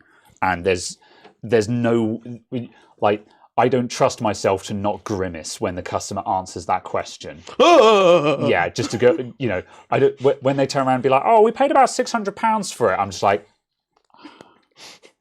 oh no. Okay, we'll try and get it working for you, madam, you know. So, yeah. And they're like, was that good? I'm like, it is a PC. You know, it was a PC that you spent £600 on. Yes. Therefore, in a way, it is a £600 computer. Yes. Oh God. Oh, I cry. Right. HDMI. Okay. Right. So yeah. Let's just bash in 100 by 40, stability test this, and send it on its way. I think. No. Do by 43, because that's what it auto-selected. I mean, if you want, well, let's stability test it at 100 by 40, make sure it's stable, and then if you want to, for the entertainment of the masses, we'll push it a bit further and just see what it could do if one was so inclined. Okay, we're in easy mode at the moment. I'm just going to go back to advanced mode. I'm impressed that this BIOS actually looks fairly modern considering the age of the board. I didn't know they were doing these kinds of BIOSes this early. So yeah, advanced mode, please. There we go. Right, I'm assuming the BIOS... Oh, damn it. Capture. UEFI BIOS, there we go. There we go. Everything is on... The BIOS has actually reset because I popped the battery out. So now everything is on automatic now. DRAM voltage 1.5. Love to see it. That sounds entirely normal. DDR3, so it's completely normal, but just obviously by modern standards, you see 1.5 and you're like, what? So you don't run your RAM at 1.5? That's leaving performance on the table. Okay, right. I'm just going to cycle it through Windows. Actually, no, we don't need to. We know it's going to work. Time for manual. Right. Time for Manuel. 40. Right, let's just smash in 100 by 40 and just see if it works. Well, it will do because it did 100 by 43. Yeah, well, we didn't test stability on that. It booted into Windows. That doesn't mean that it's not going to be completely broken. Like, we could have tried to open Control Panel and it would just blue screen. That might have happened. It's like when it's like, oh God, I used to buy secondhand laptops from a really dodgy chap, and whenever he would bring them in, I'd be like, "Is the hard drive good?" And he'd be like, "I installed Windows on it, so the hard drive's fine." I'm like, "That doesn't mean the hard drive is good. Just because you can install Windows on it doesn't mean that the hard drive isn't failing. How many times do I need to tell you this? I'm going to test the hard drive, and if the hard drive isn't good, I'm not buying it."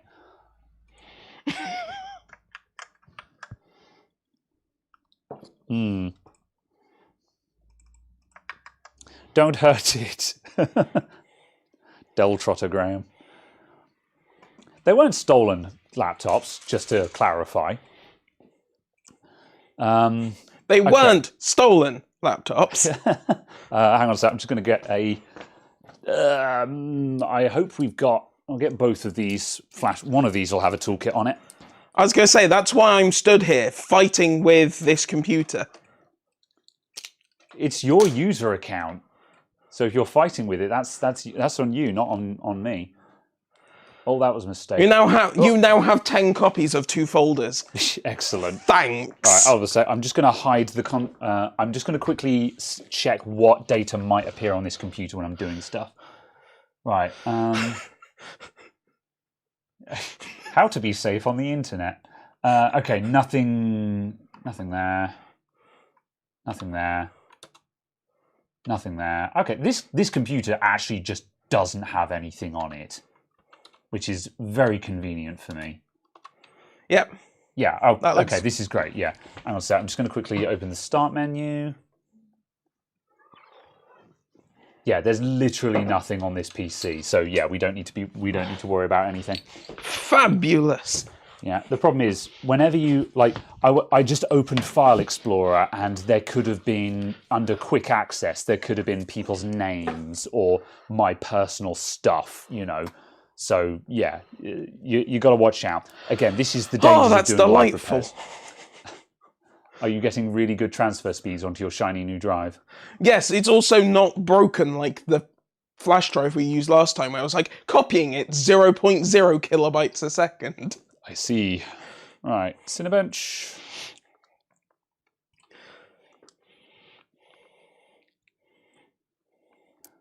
Cinebench is not a true test of an overclock. We should be doing like LinPack and stuff like that. However, Cinebench is a good sanity check. It's a good confidence test. What else do we want? I suppose we should probably check temperatures while we're here. See what else we, like see if there's anything else that's worth doing with this while we're working on it. Hardware monitor.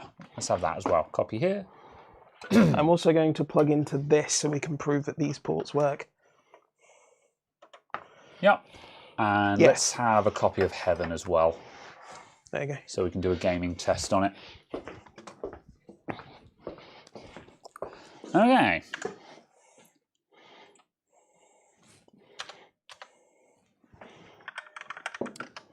Uh, 500 gig SSD upgrade. Yeah, that'd be a good idea. Like 128 gigs. This thing's got no storage. It's only got enough space for Fortnite and... Yeah, pretty much. I mean, well, yeah. Oh, yes. Fortnite is indeed installed on this computer. Well, I mean, if you're a young kid these days, that's all you need, right? Fortnite and Among Us, you know? They must be educated on the ways of Call of Duty 4. They must be educated on the ways of wet work. Wait. That's the name of a map in Call of Duty 4 before anyone clips that and takes that out of context. So I'm going to do a CPU multi-core Cinebench here. So let's just see what this does. This will probably take about 10 minutes because it's a second gen i7. Did you open hardware monitor? I did not. I will open that now. We don't actually care what the score of this is. We just need it to get through the test. Because it's in the overclocking folder if you haven't got it. Cool.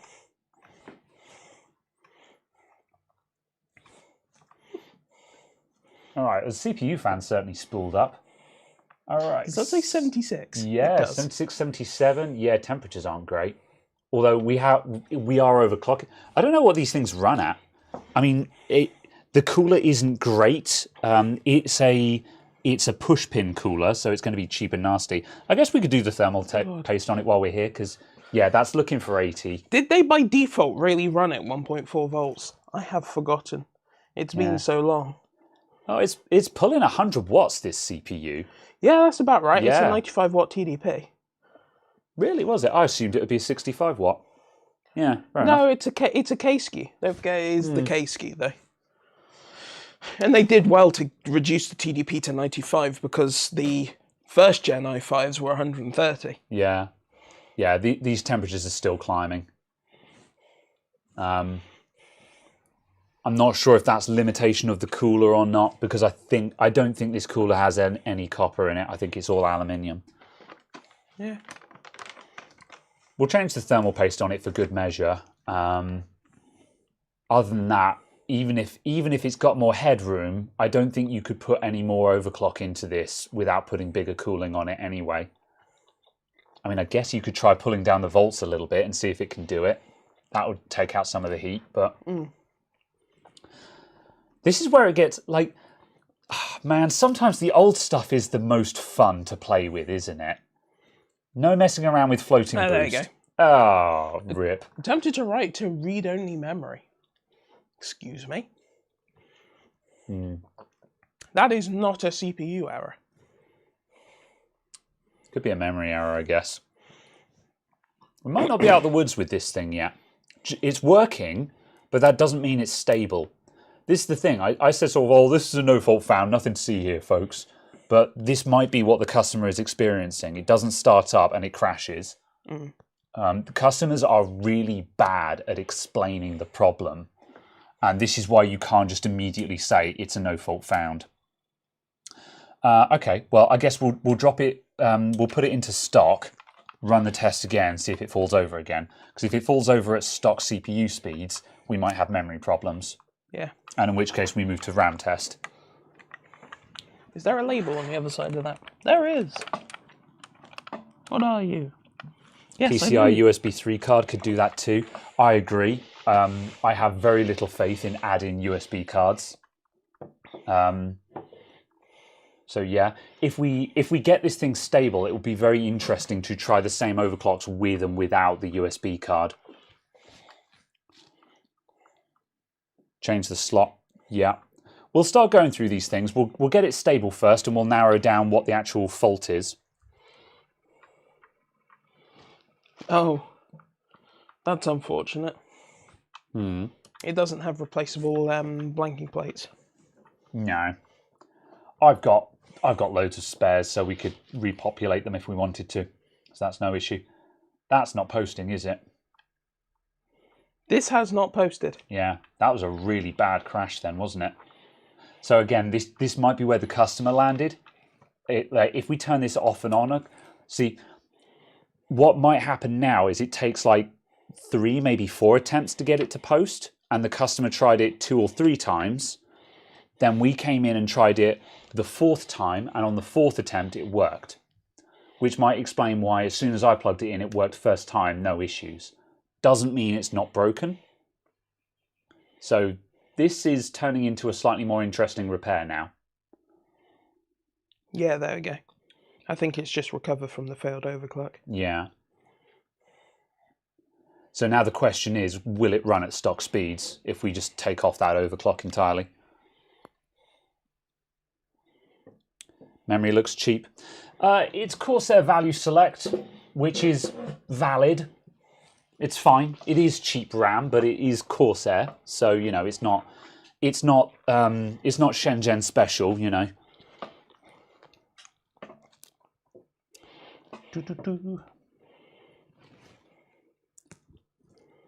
Corsair Value Select for DDR3 is actually mid-range. Yeah. As I say, it wasn't terrible RAM. Yeah, I mean, plus it's 1600 megahertz RAM as well, and is it actually? Yeah. Oh yeah. 1600 C11. Yeah. And I'm impressed. I would fully expect a built as cheap as possible. Again, this is why I feel like the builder deserves some credit, because like if this had been built by one of the really tat builders, it'd have 1333 RAM in it. Yeah.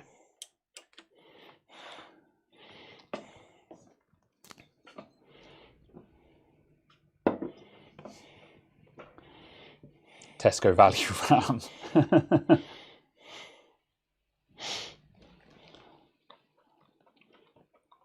Pretty much all RAM is from Shenzhen, to be fair. Yeah. I'm being rude. However, it's a case of the tat also comes from Shenzhen, hence some stereotypes are based on fact. Yeah, we might actually have to do a proper. Yeah, I think we're going for a proper BIOS reset. Although Lead Farmer reckons pull the power, hold down the power button for 20 seconds. So yeah, sure. Because it doesn't seem to actually be turning off fully. Yeah. There you go. 1333 is RAM for plebs. Yeah, although again, on this era of CPU, I'm not convinced it really mattered.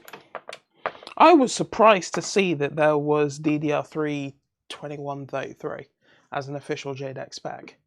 Yeah. I'm surprised. Yeah, I'm surprised that's not an XMP value. I'm pretty sure it had timings of something like 40, 40, 58, 76. Timings measured in milliseconds. Yeah. Take out the USB card. Not yet. Not yet. One thing at a time. We know it'll recover again. One thing at a time. It won't be difficult to make this thing work, but what we want to do is we need to figure out why it doesn't work. And if we change a bunch of stuff at the same time, we won't know why it didn't work. So yeah. Yeah, I think this actually, I think we're going for the actual CMOS reset now. Oh my god, it's got a memo K button. I've just realised that's a mem-OK button. Mm. What? Yeah, Asus just slapped it on everything. Why? I don't think it does anything useful. I think it basically just says this module is detected. No, it's a retry button. Oh, okay. So it's when the board gets hung up on having failed RAM training. Yeah. It's a retry button for the RAM training. Okay. So if you know you're on a very borderline mem overclock, you can retry through it. Okay, yes. You can basically just tell it to keep training again and again instead of just failing. Yeah. Yeah. CMOS battery out. Is the reset jumper accessible just to save us pulling out? It should be somewhere on this end of the board. No, I'd expect it to be down the bottom of the board just because that's where the thing... There's a clear CMOS. Yeah, there we go. That just saves us pulling out the graphics card every time. For the record, in my opinion, the true CMOS reset is always to remove the battery. However, in this instance, a jumper reset will be good enough. Since we're 99% certain that it's a bad overclock that's causing it. There we go, give it another spin. If it doesn't boot this time, then yeah, we'll do a battery out reset. Also, if we have this much, no, we need to get it back to stock speeds and see what it does.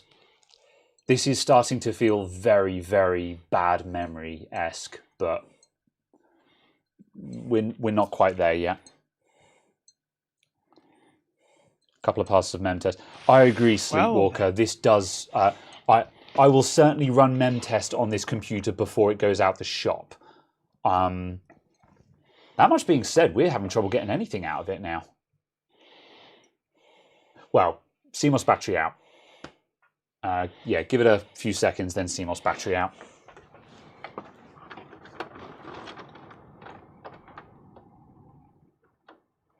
It's definitely on the memory LED, which is interesting.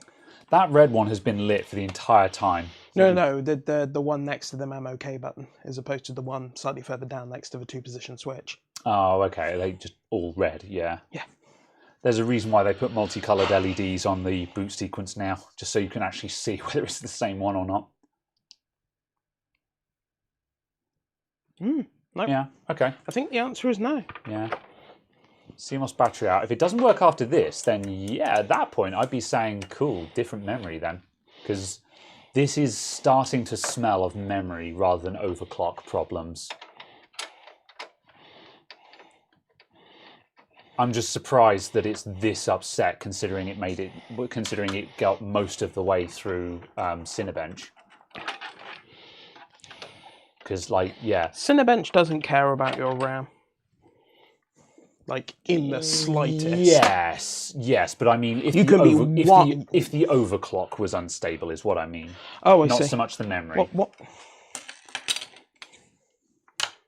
Have a battery.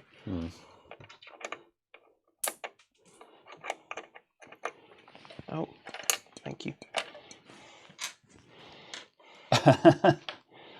Okay. You might have to relocate your mic, Caradog, because when you're bending over, your nose breathes directly into the microphone. You might have to go for like a lapel or something like that, just so you can do that without going directly into it. Hi, headphones users.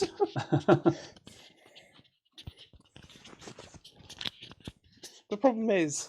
Do you want a hand here? It would be like that if I did that. Don't know. So yeah, I'll just or like that. Yeah, I don't know. Speak. All right. Yeah. How's it sound? This is Speaksys voice synthesis. All right. Let's try that. Hello, Fender. How you doing? What are you, Shmoo? Oh, your thermal paste. Where are we? Can't change the stock as many. Yeah, no, I don't think we have much options. Again, I hear what you're saying about the USB card. I do suspect it, but I don't think that's the root of our cause. Well, not yet. It's a suspect, but one thing at a time. One thing at a time.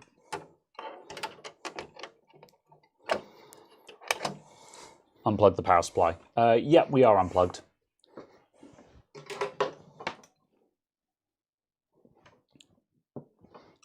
Yeah. I wasn't sure which camera you were on. Yeah. Yeah, we're on the bench cam, but the bench cam can't see behind the PC, so it can't see if we've actually pulled out the power cord. Yeah. Here is one I prepared earlier.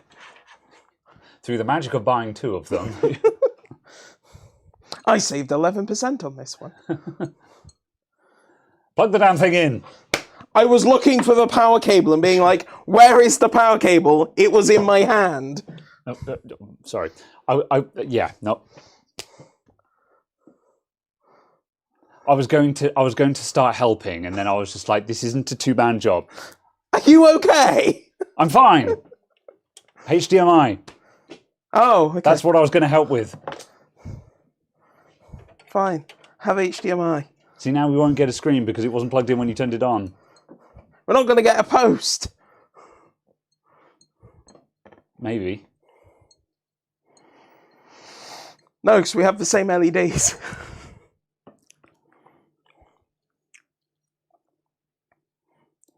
Can you just quickly pop in some known good RAM? We can do all of these things that you guys are suggesting, but you do them one thing at a time. Otherwise you won't know which it is that fixed it.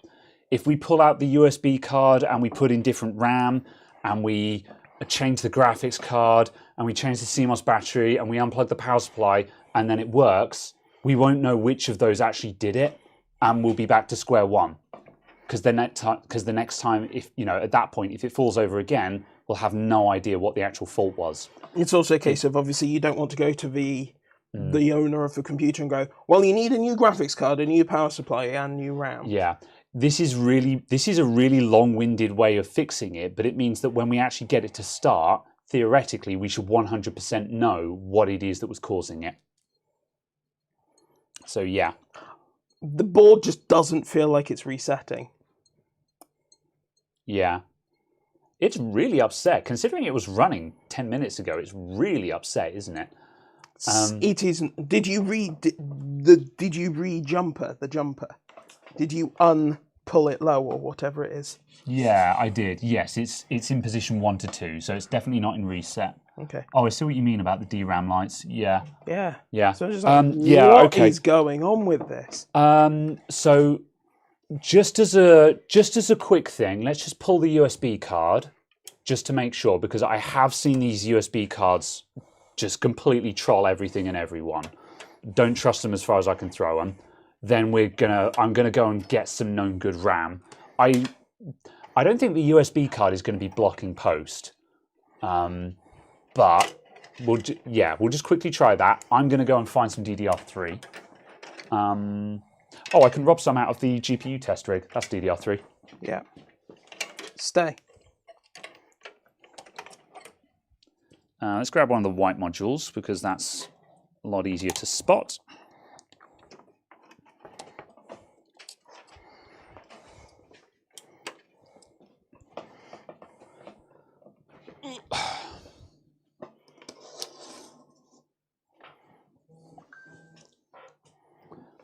Oh, PC speaker. Oh yeah, we should probably get a beep speaker as well. That's a good idea. Is there a beep speaker to hand?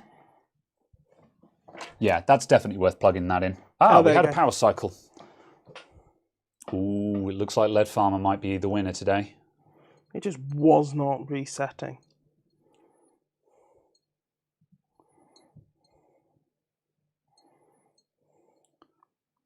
Ooh, yeah, there we go. There it is. Yeah, that's the post. It did actually reset. I think. Oh no. I think it's RAM training. Well, it's doing something, but it actually reset. It just wasn't resetting. Yeah, the monitor came on and then. No, this monitor is one of those monitors where the light blinks really slowly. So the light comes on and you think that it's staying on. This is tension. You can't buy this kind of tension.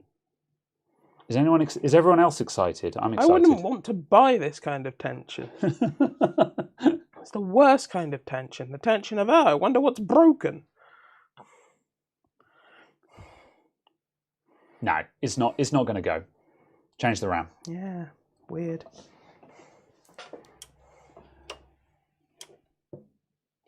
Yeah, absolutely. Yeah, just pull the power cable on that. I would.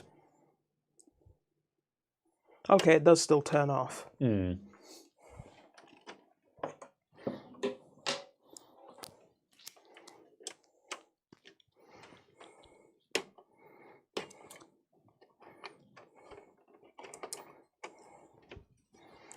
We need the magic smoke tension. I don't think we're going to get that. Is the RAM in the correct slots? Yes. Yes, it is. Yeah, for second gen. I did double check that. Yeah.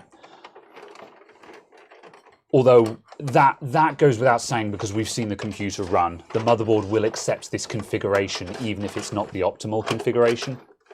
So. Stop chanting for the magic smoke. It's not going to blow up.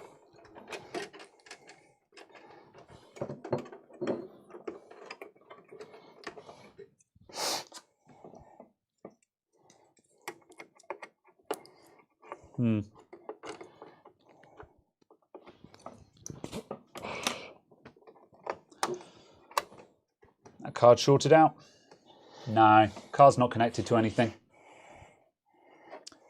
The cable going to it goes to the front panel, so the front panel's not connected to anything. I mean, you may as well unplug that and put it to one side, just so it's not confusing anyone. The USB front panel connector. There we go. There's no like bent pins or anything ridiculous in there, is there? What? No, but I did just pull off some plastic. What plastic? Just from the side of it. Oh yeah. Just like something was digging into it. Interesting. Crap connector. That won't be the cause of the problem. So. No, I was just confused by. Yeah. Where is the beep? There is the beep.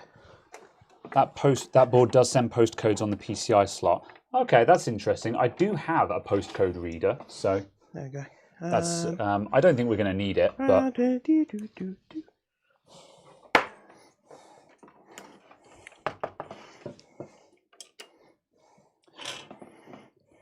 The thing that's confusing me about this is the fact that it was working 10 minutes ago. Yeah. You know, so like people who are saying, oh, it might just need the RAM reseating. I agree, these are all valid strategies, but it was working a moment ago. All right, there's a power cycle, so RAM training.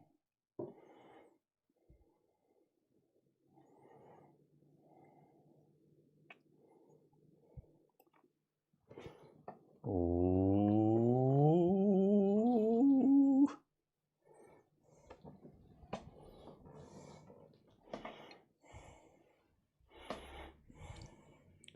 Smells like chipset heat failing.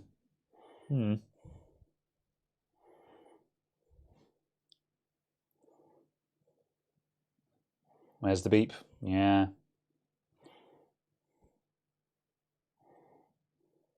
This is an Intel system, Tony. This is an Intel 2600K. Disconnect the hard drive. I mean, sure. Considering we are stuck in no post hell now, we are actually reaching the point where we might actually have to do bare boot, disconnect everything that's not needed. I can't see how it could possibly be anything like that. However, we are very much stuck in no post hell now, which is not like it was working. I don't know whether to be mad or relieved. Like I'm mad that it was working and now it's not working, but also now I'm just like, oh, now we've got content, you know. Yeah. All right. What else have we got in here? I'm just gonna have a quick look. Power fan. That's front fans. I will return. Yep, no problem. With an aluminium block. No, with a copper block. The copper block? Oh, yeah. Yeah, good shout. Where are you? Ooh. Ooh. Ooh.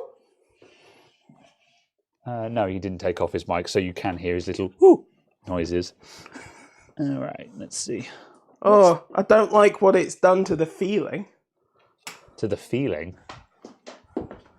Yeah. Just felt very odd. Yeah, it's probably just the cleaning chemicals have just made it a little bit slimy. We now have a grid pattern. Oh yeah, interesting. Let's have a look at the top. I feel like it has done nothing. Not meaningful, no. I think the only stuff that it's taken off probably could have been wiped off anyway. All right, focus. Where's Right. the gasket? Anything that doesn't need to be the gasket. Anything that doesn't need to be plugged in is coming out. I mean, at this point, I may as well take the board out of the system and start doing bare boot. However, yeah, what's happened there? That's thermal paste. That's fine. Okay. You are uninteresting. You are thermal paste. Oh, I see. Yeah.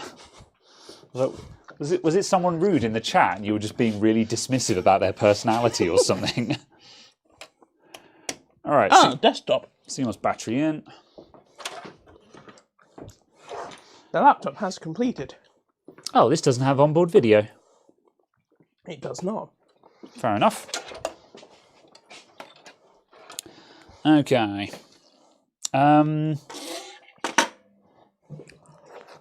Yeah, you know what? I will. We're changing a bunch of things. However, we're actually in no post hell. So at the moment, I'm just like, I'll change everything. I just want to see it start now, just so we can get back to some kind of method. So yeah. Previously, I was saying, oh, one thing at a time. However, if you're actually in no post hell, then you go in guns blazing and get the thing to start, and then you start working backwards again. Yeah. All right. If it doesn't start this time, motherboard out, different power supply. Right, that's definitely in. And is the slot 1 in?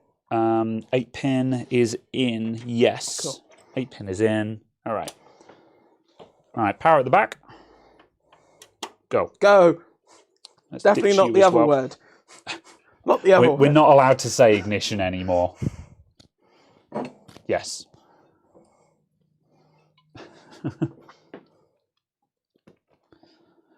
Just to confirm, because you had the manual up, slot 1 is definitely a valid config, right? Any slot with a single stick. Yeah, fine. That's what I thought. Just thought I'd double check, just in case we were getting punked.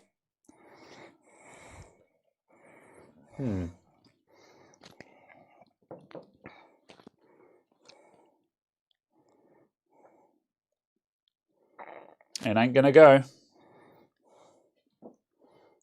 Yeah.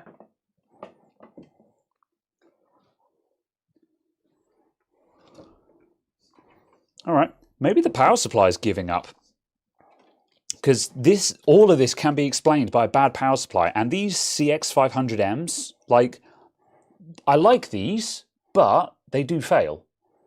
As everything. Yeah. All right. I am, yeah, Antec. It's caught in the back. There we go. Come here, Sata. Sata. Antec time. It's okay, you're going to blow the short clean out.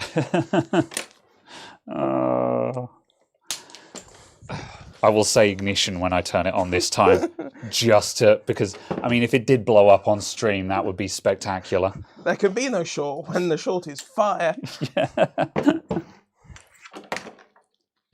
Yeah.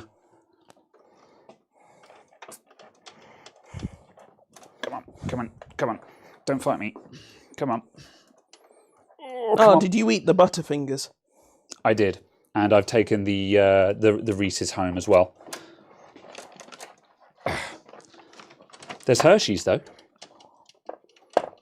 Okay. Oh my God! Please, I'm begging you. I'm not making this up. I'm not doing this for show. Oh, there we go.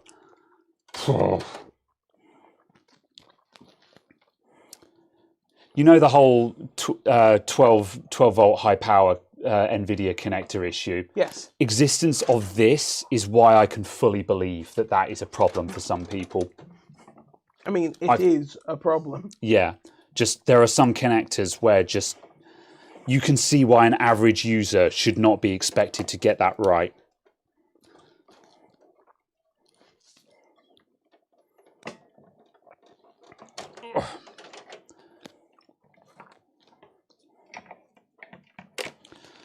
Okay. This motherboard is from 2010, 2011. So yes. We should have been having fun dialing outrageous overclocks into this thing for the giggles by now. And now we're stuck in no-post hell. I hate everything. Yeah. Alright, different power supply, that should be enough for a go. Power supply on at the back. Ignition! It did start the power supply, so that's a good start. Still got the memory light. Yeah. Oh, was that a flicker? Or did I imagine that? If it was, I saw nothing. Okay. Power cycle? Definitely power cycled then. Yeah, power cycle is a good sign. That's the sign of life, as far as I'm concerned. That means no post hell, i.e. having parcels delivered by Everett. Yeah. I like a power cycle because that means the board is trying to do something. Yeah. Even if it's failing to do it, it's trying to do something.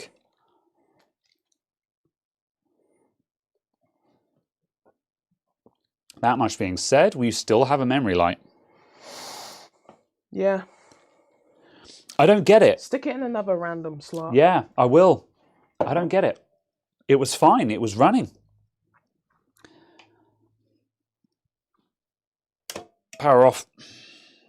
Donk. I think we need to take the motherboard out as well, just to make sure there's not a shard of metal jammed through the back of it or something like that. Because the moment, you know, the moment you take stuff like that for granted is the moment when that happens. Drain, please. We're on the Antec power supply, which has the biggest output capacitors you can imagine. So 5 VSB stays on forever. Right. There it goes. Donk. Right. Let's go for slot 2. So if it's not slot 1, then slot 2 would be a valid config next. All right. Activate. Hello, computer. I'm afraid I can't let you do that, Dave. Power cycle. There it goes.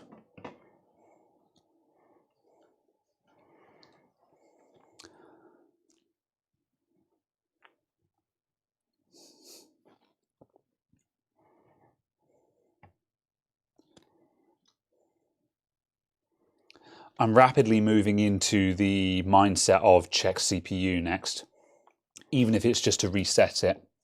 To reseat it. Because what I'm going through, what have we done with this computer? Yeah. And one of the things that we did do, we did rag it, and we threw it up to the high 80s, which will thermal cycle it. So maybe the CPU isn't settled nicely, and a thermal cycle has upset it. I'm grasping at straws here, but we don't have anything. We're deep in that age, do we? I don't think so. Oh, we probably do actually. In the vast selection of CPUs, we probably do. I'm going to check these CPUs, but we don't have another motherboard. No. 99% sure we don't have another motherboard. The oldest board is 2nd gen, isn't it? Sorry, it's 4th gen, is that one and that one. Nope, that ain't going to go. None of those are... What do we want? This is a i3 2100. There we go. Oh, beautiful. Have an i3 2100. Cool. Have an unknown Celeron, because screw Celerons. I'm taking the board out. That's 775. That's a 4170. It's a 4690. Why can't I hold all these CPUs? That's a 4790K. Why are some of those CPUs in the box and some of them aren't? Because you sorted through a bunch of them. I put them all in the box. And then I came here one week and they weren't. Them out. That wasn't me.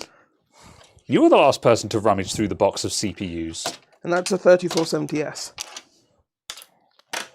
I can't help but feel this is somehow your fault. Also, why is there a 4790K in my hand? I don't know. Because I thought the 4790K was in... The 4790K is in the GPU rig, and the 4770 should be in the Sabertooth. Then why is there a 4790? Because I think we have two of them. I think that was one of the golden chips that was in that box of CPUs. Most of them were all junk, but there were a couple in there where we were like, oh, hello, that's an i7. The marriage is breaking down in the midst of this white PC. This is how our friendship ends. So apparently you can drop this on the floor and it not completely die. Good job.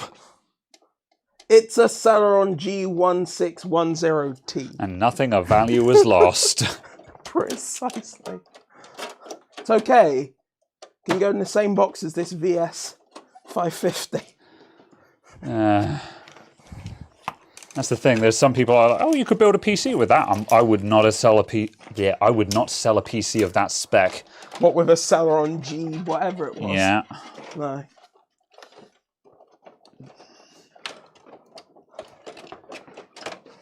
Like a 13th gen Celeron, maybe. But at the same time, I'm just like, or you could just have like a 4th gen i7. Yeah, or just for another £20, you can put the i3 in it, and then you've got something that's actually respectable. All right, GTFO. Be gone. Oh God, those sodding scooters are back. Okay, good. They've ridden on past. We're fine. All right. Let's inspect the CPU while we're here.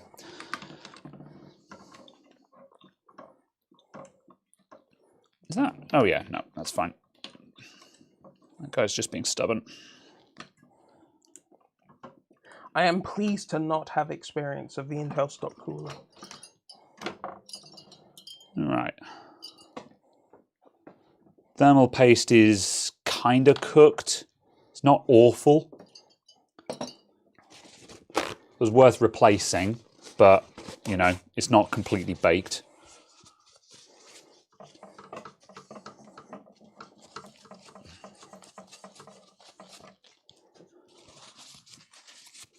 $2,600K, just as it said it was.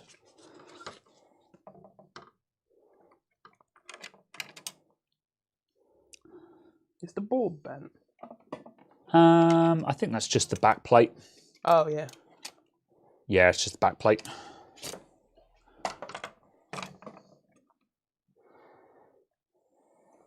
What? I see. Trees are green. I see guff on a CPU pin. On 2 CPU pins. On 3. Is that one slightly out of alignment? Yeah, that's where there's some guff. It's not out of alignment, but there's something there. The socket isn't great. I don't think that's our problem. Is that moisture?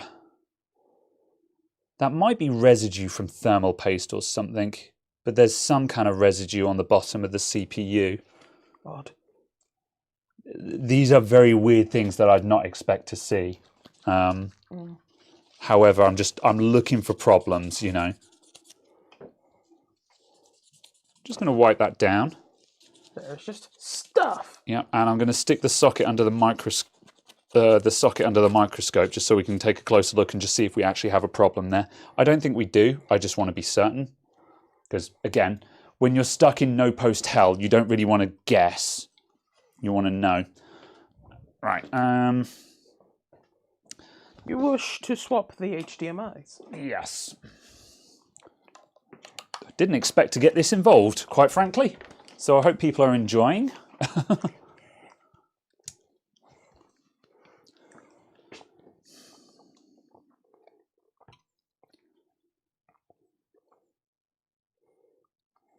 Hello? Oh. Is the It is not microscope working? Yeah, it's my dodgy little power supply on it is dying. And needs to be redone. There we go. It's starting up now. All right. We should have capture now. We do not. We do now. Oh, yep, good. Okay. Oh, go left. Okay. And down.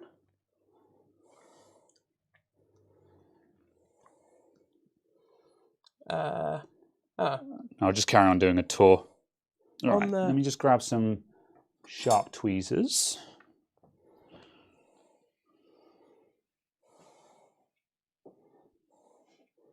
Oh, I just pushed that in, so that's awesome, I guess. I'm going to do this with a blade.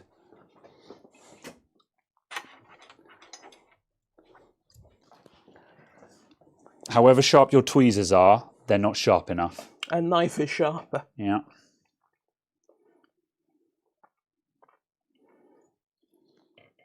I doubt this is There's causing... also something to the right. Oh, yeah. Next to the plastic lump. This guy here? Yes.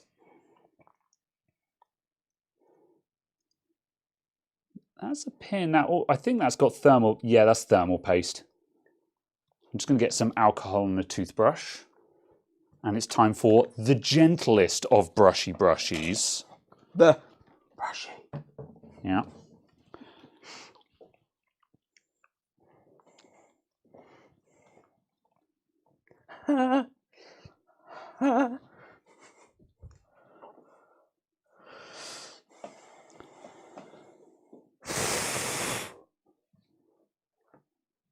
That looks okay. It's fine. I think. Yeah. None of this is screamingly obvious. Like, none of this is making me go, oh, that's it. No doubts, you know. But, again... It's also just convenient. There's a bit of schmoo there on the second row up from the corner. Hmm. Ugh. That's a fibre of some kind. Like maybe someone's been in here with a Q-tip at some point and left some fibres behind. Will you pick up? There's also a brown bit. Yeah, I see it. That needs... it's under the pen.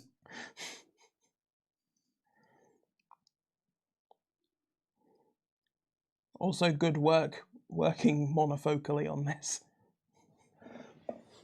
Oh! Where did it go? Where did you go? I caught the pin and the pin flicked it like a spring and it just disintegrated. Oh, where's it gone? Well... It's not resting there. It is, there it is, there it is. Oh, there.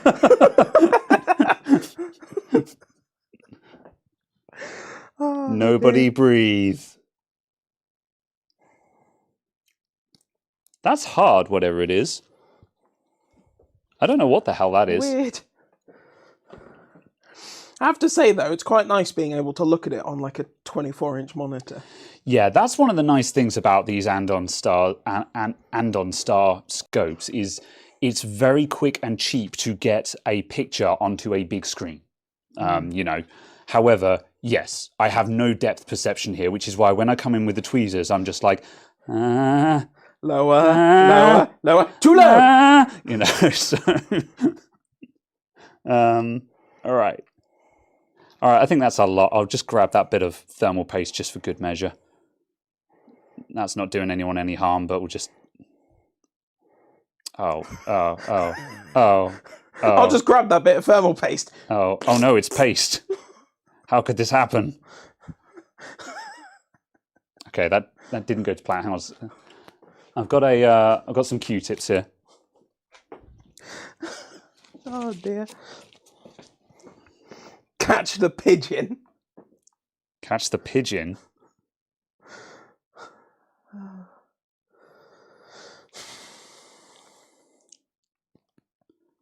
Luckily, this thermal paste isn't electrically conductive. No. Not like heckin' Wild... Did you see Wild Floor Lamp post that picture of that laptop or whatever it was? Oh yeah, it's just got liquid metal everywhere. Yeah, and just just liquid metal had just gone everywhere, and just like, oh, it just stopped working. Right, is the CPU over there? Yeah, it is. All right. Let's just drop this guy back in here, and we'll just run that back up and see if that does the job. And by drop, I mean place carefully. Yes, I use the term drop figuratively. The highest resolution socket installation. Let's look at that action. Ooh, yes. On this episode of Things That Live Under Your CPU.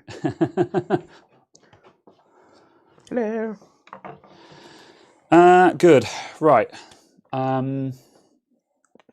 May as well paste that up and stick the cooler back on top because... I'll get the test cooler. That cooler is a push pin, so we can't do a test fit on that. Yeah. Where is the freezer? Where is my freezer that is my test? I haven't needed to use the freezer for a hot minute, so I don't have a clue where it is. Where are any of my things? Yeah. I might stick this on top. That'll perch. I just need a chunk of metal just so it doesn't blow up. Here is a lump of copper. No, that does not feel like it's contacting meaningfully. Did it? Where the heck is my Freezer 7? I have a Arctic Freezer 7 with the mounts removed specifically for this situation. We've used it before on the stream. The testing heatsink. The heatsink for testing. Yeah. I have located it. Ah, good. It still has thermal paste on it. Perfect. Now I don't have to add any thermal paste. Right, let's get rid of this EK junk out of here. Absolutely disgusting. 40,000 people used to live here. There used to be 4,000 pins in this CPU socket. Now there's only 775, which is a real problem because this is an 1155 motherboard. We're both slowly going insane. Also, this power supply isn't turned on. 5VSB is still up. It wasn't turned on. All right, it doesn't matter. I hate this power supply. It's brilliant, but I hate it. There it goes. Graphics. All right. Let me just swap over the HDMI cables. Giraffics. Graphics.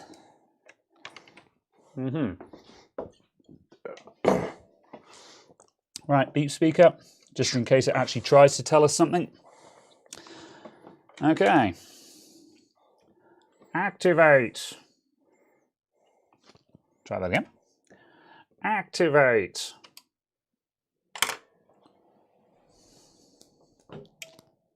Power cycle. That was a quick power cycle. Yes. Apparently you bent 2 pins. Did I now? So yes, that will be worth investigating. I'll do a double check. Nope, it posted. Okay. All right, there we go. There you go. It lives. No keyboard detected. Press F1. Yeah. Excellent. Oops. We'll, just to settle that, we'll have, because it takes 30 seconds, we'll pop the CPU out and have another look. I am 100% certain I didn't bend anything, because I'm pretty certain I'd have spotted that. But I have had a pint of cider, so we'll double check just in case. Because... What the hell was that? Bent CPU pins, sometimes they won't stop the CPU from posting. It might be a PCI line, in which case randomly one of the PCI lanes won't work, or just random things won't work even though the computer starts and runs. So just because it's posted doesn't mean that there's no bent pins down there. Yeah. So we will check that just for posterity. Also because I'm like, no, I didn't bend a CPU pin. I would have seen that. So we're going to double check. And if there's any bent pins, then I will quite happily eat some humble pie. So Was it guff under the CPU? What do people think? Like, none of those things that I picked out from that socket looked screamingly wrong to me. But the CMOS battery was in the entire time, though, wasn't it? Yeah. Unless it was just a fact of the board literally wasn't resetting. Yeah, it has been off for a long period of time while I dicked around with the CPU socket. Yeah. And in addition to that, we have taken it out of the chassis. We have messed it around a lot. So it may have just come good. Yeah. I'm not convinced that me dicking around in the CPU socket is what fixed it. Yeah. However, the thing that has changed from the last post attempt was that we did try it out of the case first. No, we didn't. No, okay. However, I mean, however, we have tried it out of the case. That's the two variables. Yeah. I mean, there's no chunks of metal in the case sticking into the back of the board. In my experience, like everyone always says, oh, try it out of the case. I've never seen that actually work. Unless you've got a case that's like not perpendicular, you know. I'm not saying it's not worth a try. Oh no, but it's also I've just never meant seen that, it do anything. But it does just mean that everything in the case has been unplugged. Yes, true. Yeah. However, also when I first tried it with the Antec, it was still in the case, and I had disconnected the SSD and everything else. We were on a 100% bare boot. Okay. So yeah. So I'm just attempting to backwards account for variables. Agreed. To try and work something out. But yeah. Whatever. Right, we'll check that socket, and then I guess we'll start rebuilding it until it breaks again, basically. So, or well, hopefully it won't break. Yeah. Yeah, I'm a bit sad at the moment just because this is exactly what I didn't want to happen. It's working and we don't know why. And this is why I was going so slowly earlier on. All right. We have no capture. Oh, we have half a screen. We have full screen capture. Are we good? Yes. Okay. The capture just started as the top half of the screen. It's progressive. All right, let's do a quick tour of that socket again. All right, I'm going to go anti-clockwise because I'm hectic.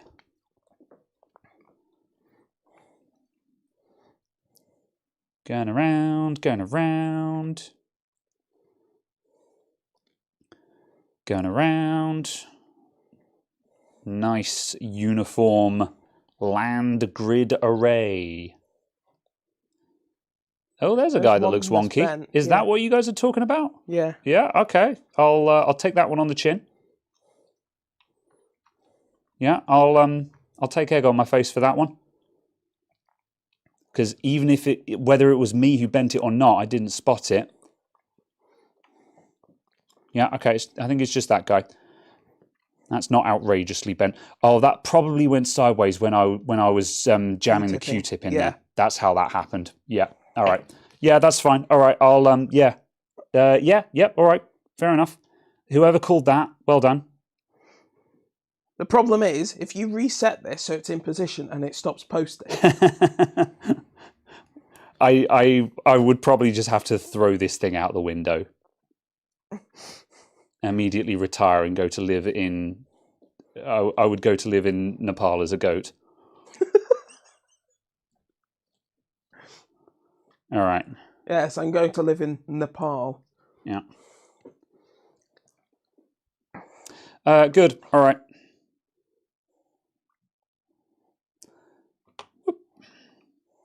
That pin might have still been contacting because, of course, when you actually put the CPU in, and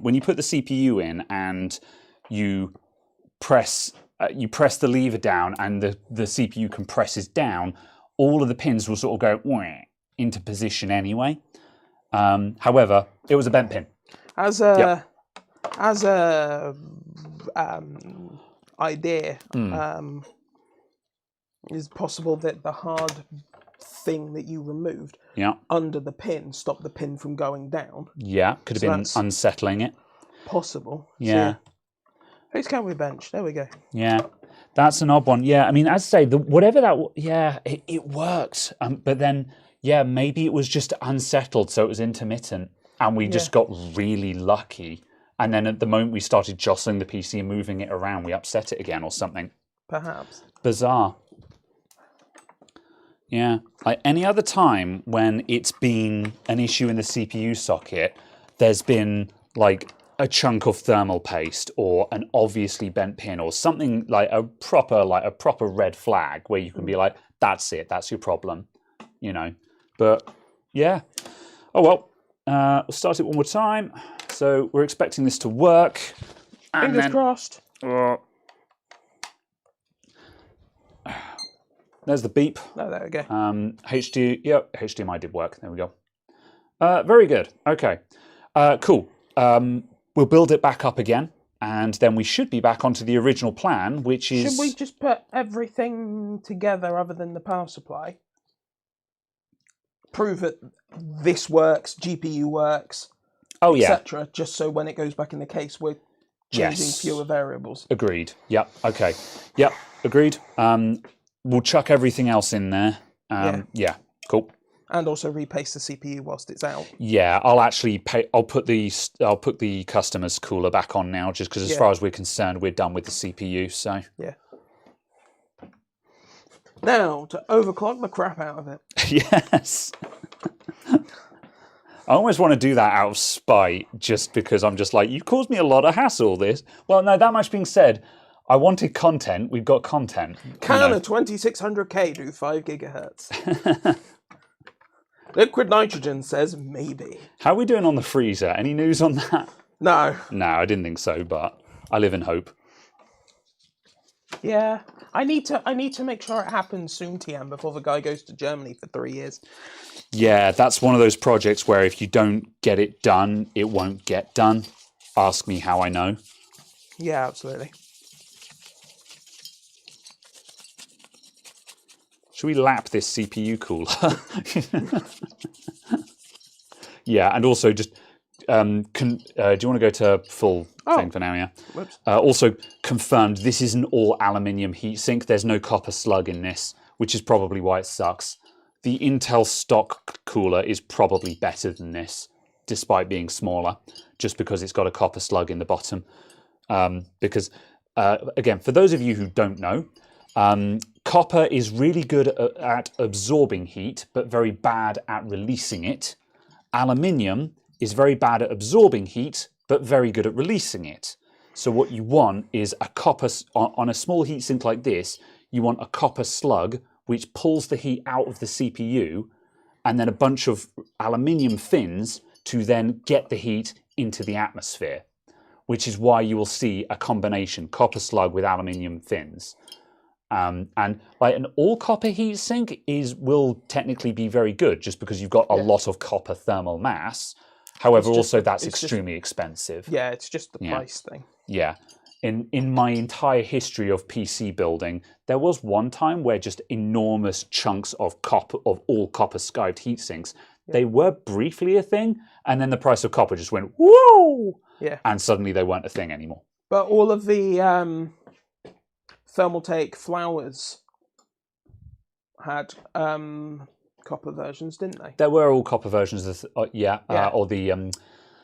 or the Zalman flower. Oh, sorry, Zalman flowers. Yeah. Yeah. Although again, there were designed for lived on for way too damn long. It was good. It worked. Yeah. It was very effective. Hi, I built my Athlon XP computer with this. Oh yes, I built my Core 2 Duo system with this. Yeah. It was a good cooler, man. It was really quiet, and it was one of the few coolers that really capitalized on the actual thermal dynamics of a fan. In that, when you have a fan, the fan doesn't blow air in that direction. The fan actually has a cone that's like 120 degrees, sort of thing. So what you want to do is bank your fins around the fan. So this is why, like, this cooler has got a plastic shroud to direct the airflow down, but it's why when you look at, like for example, this Arctic Freezer 70. Could you go to the bench cam a sec? Have a full bench cam. Yeah, like this is actually a hilariously inefficient design because half of the air that this fan blows is just going out the sides. This cage is stupid, and it's just a load of the air will just completely miss the heatsink. So, although these were good coolers because it was a 3 heat pipe design with copper cold plate, 3 heat pipe tower design. And this was in the early days of the tower design. However, this fan is actually terrible. And if you stuck a different fan on it, you would probably get drastically better performance. This will be fairly quiet because there's so little plastic around it that you get less turbulence noise. However, there's less turbulence because half the air is just missing the heatsink and just going out everywhere. So, yeah. Blah, blah, blah, blah, blah. Right, let's put this guy back on. I shall reset the push pins.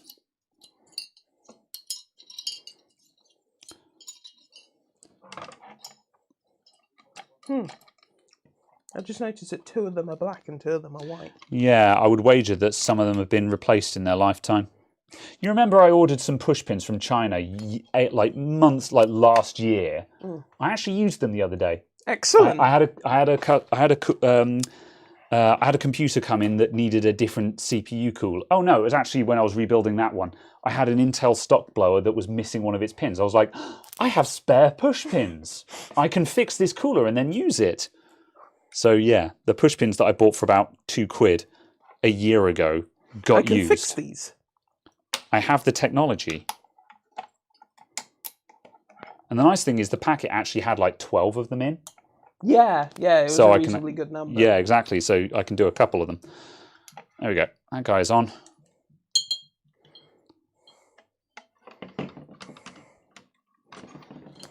It's always worth, always do the wiggle check when you do a push pin cooler, because it's really easy to think that this is on properly when it actually isn't.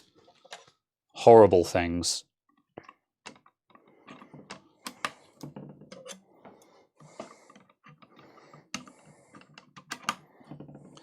Okay, right, we're going all in, so I'm going to come up to the edge of the counter and let's just do,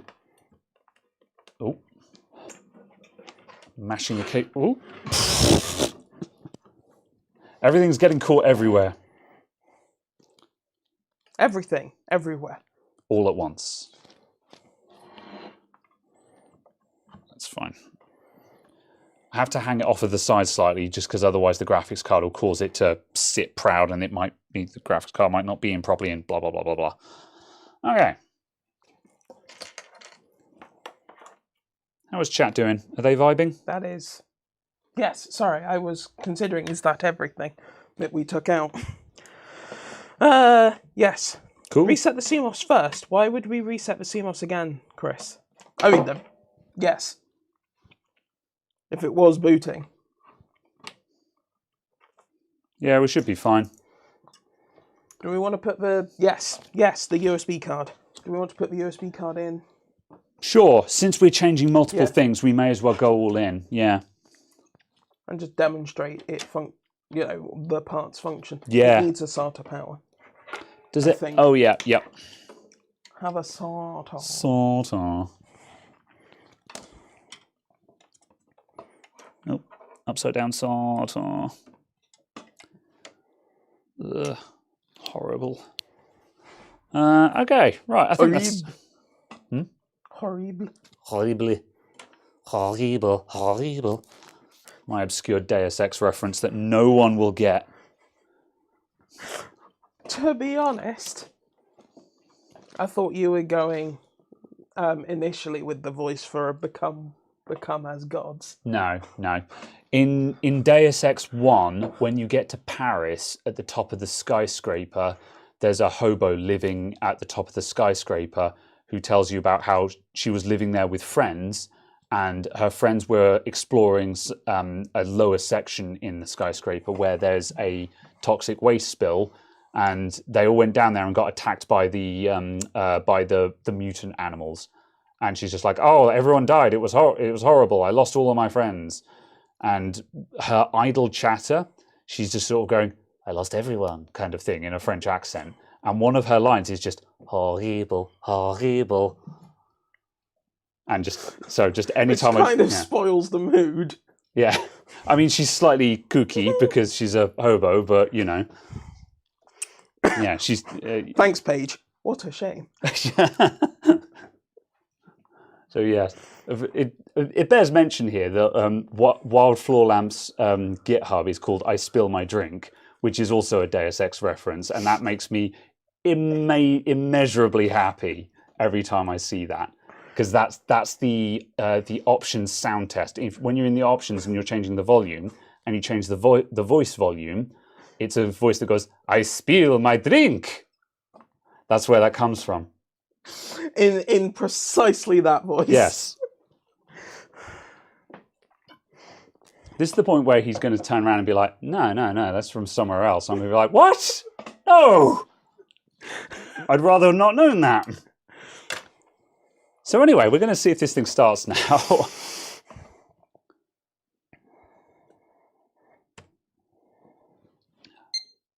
Beep. It posted. Maybe. All right. Yes. Cool. Groovy.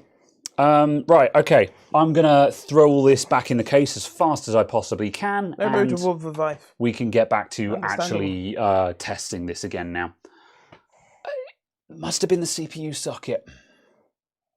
I don't know. Yeah. It's the only... Like, we did a lot of stuff trying to get it to post before we took it apart. I can't believe that... I cannot believe that the board had not reset.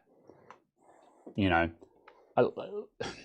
Like, when we took the battery out, we didn't... Like, normally when I take batteries out, I'll take them out for like 5 minutes. I'll take the battery out and go and make a coffee kind of thing. And we didn't do that. However, I don't genuinely believe you need to wait that long.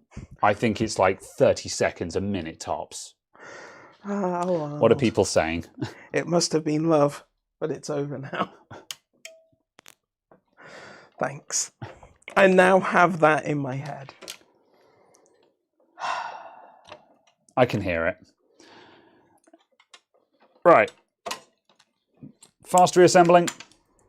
We need a topic to talk about while I put this thing back together again.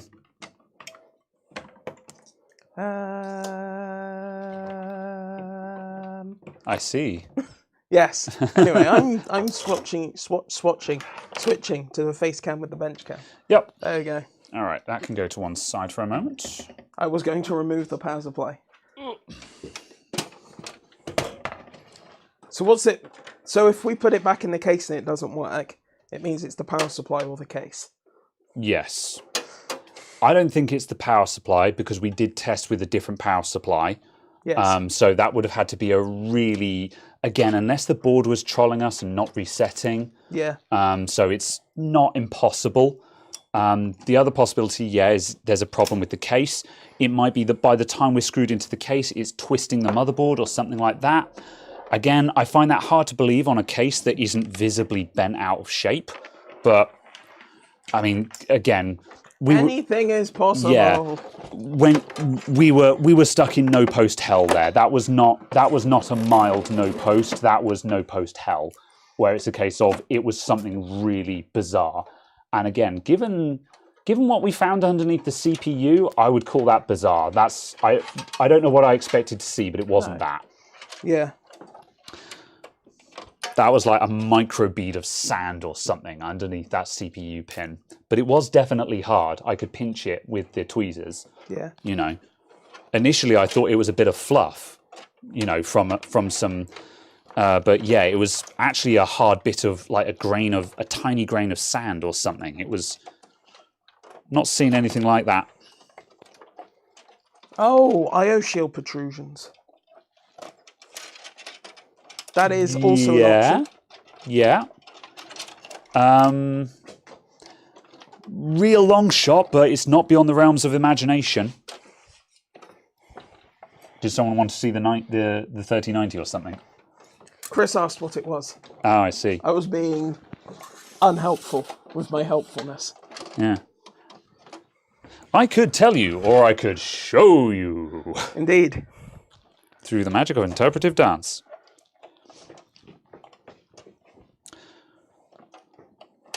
I'd rather not say. I'd rather sing. Hello, my honey. Hello, my darling. Hello, my ragtime girl. Absolutely. It's time for 10 minutes of everyone telling me I'm putting it together wrong. Chris, we wouldn't say that. YouTube would demonetize us. Demonetize us. Why is Chris a mod? Because he turns up. Yeah. That's actually the answer, yeah. It's not like he's got anything better to do on his Saturday.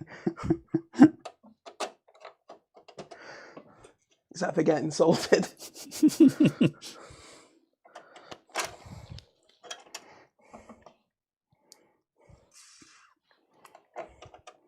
That's not the first time he's had that, JD.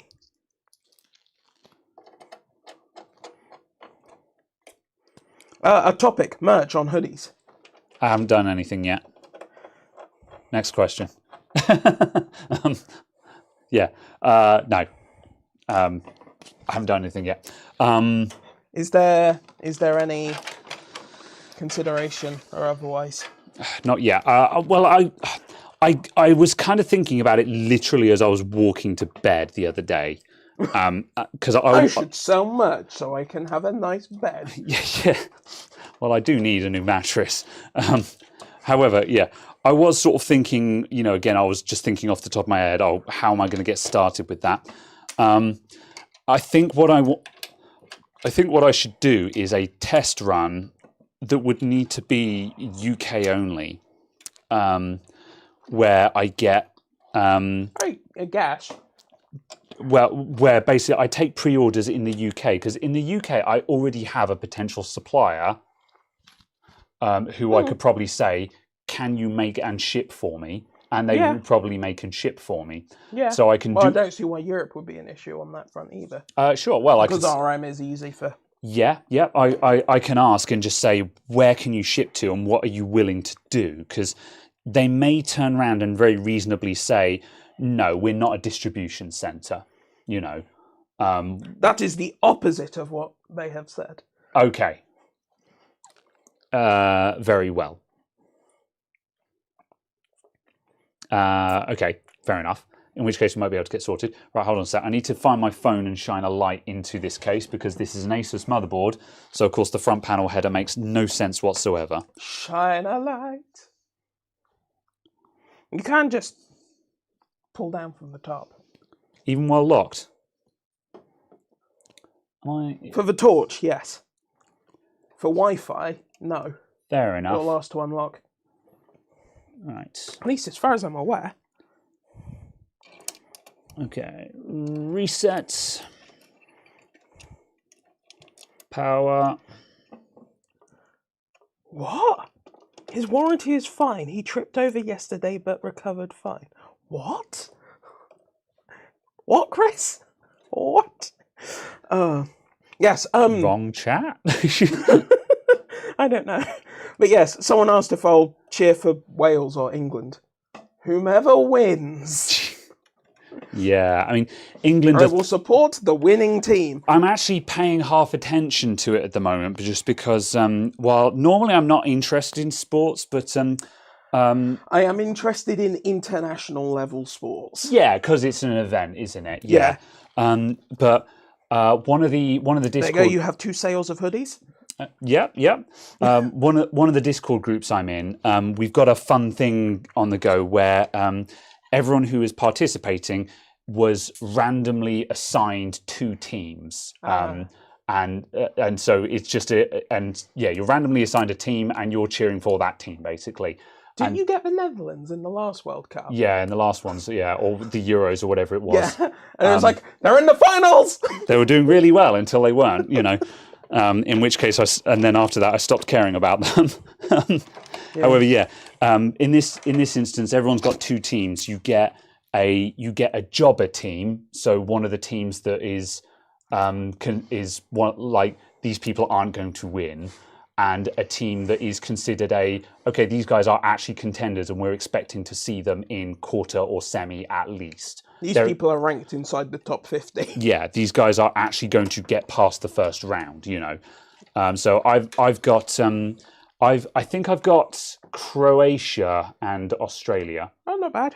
And Australia actually did very well. I think it was this morning actually. Australia actually did really well and got a win. England, I'm following anyway, just because England. Their match yesterday was the first time I've actually sat down to watch football. It was the boringest football match ever. It sucked. It was a terrible game. Who was it against yesterday? Was it England versus US? It was England-US yesterday. Which should have been a great match. US were the better team, no doubts whatsoever. However, England only needed to draw, so they did what the English do, and they just played really, really conservatively. I thought you were going to say they just played really, really poorly. Yeah.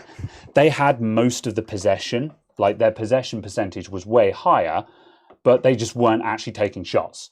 Whereas US, I didn't see the actual stats, but when the US had the ball, they were taking shots on the goal. And like I can't remember his name, but the England goalie, every time he was just like, my God, guys, wake up. They're going to score if you don't defend, kind of thing. He was visibly like, dudes, come on. I can't keep saving these. It was a miracle that England didn't lose that game because the US were way better. They really were. Anyway, that's my, because I have a friend who is very into football and we've been doing a lot of football stuff, like the same group, we've been doing a football e-league, where one of my friends has got Pro Evolution Soccer 2018 or something like that, and we made a bunch of made-up teams and we have the AI play the AI, and we go, and we watch the match and we have our own fantasy football league. Yeah. And so because of that, we've been talking a lot about football. So I kind of have a passing interest in it just for the giggles. Absolutely. So yeah, it's good fun. E-federations are ridiculously good fun. And silly. Yeah, because there's no stakes in it, you know. Especially because one of our friends, just by pure fluke, happened to pick the team formation that is apparently just broken in Pro Evolution Soccer. Like just the particular statistics that we've got the teams lined up at means that the formation he's chosen just wins every time. But and it's because the players, the average stats on them are too low, so they're just all idiots. And basically, his formation has 3 strikers. So it just basically means that he keeps winning because it's essentially a matter of if one of the teams gets the ball to the front and the striker gets it, they're probably going to score. And he's got 3 strikers. So he's won every single match his team has played so far. And he's just like, yeah! And we're like, it's not a skill thing, mate. You know, calm your tits, you know? But no. I have never been involved, but I have seen people be passionate about them. And it's just, yes, it's funny. It's good fun. It's good fun. Yes. Like, you got to show up to be involved in it, but, you know, it's it's a good thing to hang. It's a great, if you've got a small gaming circle that you hang out with, it's a fun thing to do. Yes, just feels like something you need to do with people you already like. Yes, absolutely. Yeah. Right, I think we're ready to turn this thing on again. Don't forget the USB 3. USB 3 is in and connected up. Is the USB 3 connected to the USB 3? It's connected to the USB 3 front panel and it has SATA cool. power. I didn't see you put in the actual front panel. Front header. The header for the front panel. The front panel's header. Yes. The header for the goal. Goal! Goal! Something Alan Partridge. Okay, right. I thought you were going for a gold member there. I love gold! Full circle back to the Netherlands. There's only 2 things I can't stand. People who are intolerant of other people's cultures and the Dutch. Okay, it power cycled, but we've dicked around England needs a with BIOS update.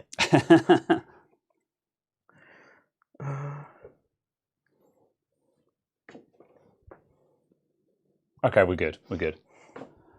It was a little bit slow on the post down. I'm like, don't do it. Don't do it. It did it. It gone done it. Right. Okay, so we're into Windows. I'll just take that for a moment. I'll just check that we're at stock settings, and we'll just Cinebench it again and just make sure it gets through Cinebench and everything looks fine. And so help me God if it has the same issue. Exactly, that's what I'm concerned about. So we'll make sure it gets through Cinebench, and then after that we can start building up we can start dialing in the overclock again. Because at this point, I don't think the overclock was ever the problem. But we kind of want to, like, I don't really want to give it back stock because it's going to be down on power compared to what it was. I mean, if it's unstable, then fine, so be it. But yeah. Let's see. Clocks. All right. Wow, we have very high single core boost. The hell is that? 4.4.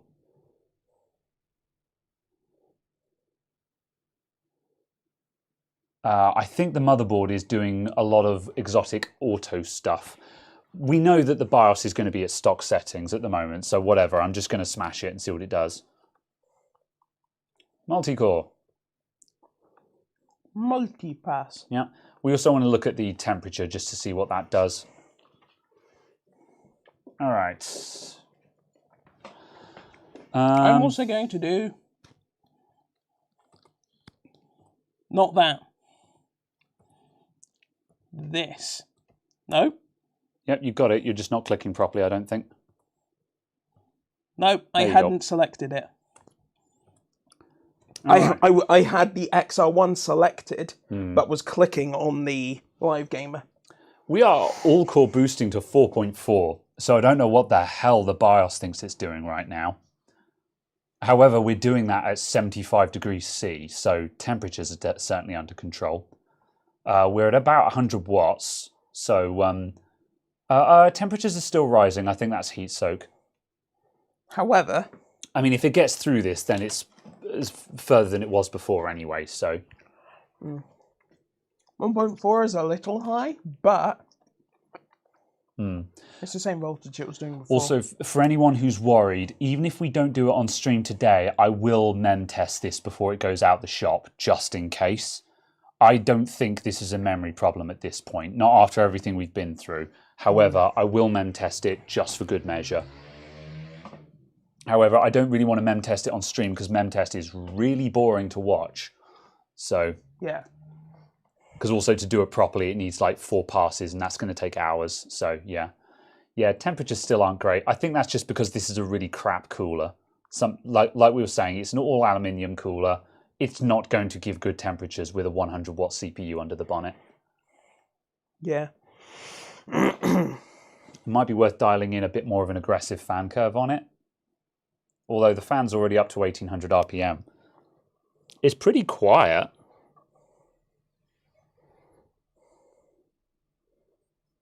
We're having trouble loading your feed. I had a heart attack when that appeared, because it appeared just as I was sitting in there feeling up the heatsink. Sort of. I'm fairly certain it didn't get this far last time, so... Yeah, it got to starting the bottom row of the sofa.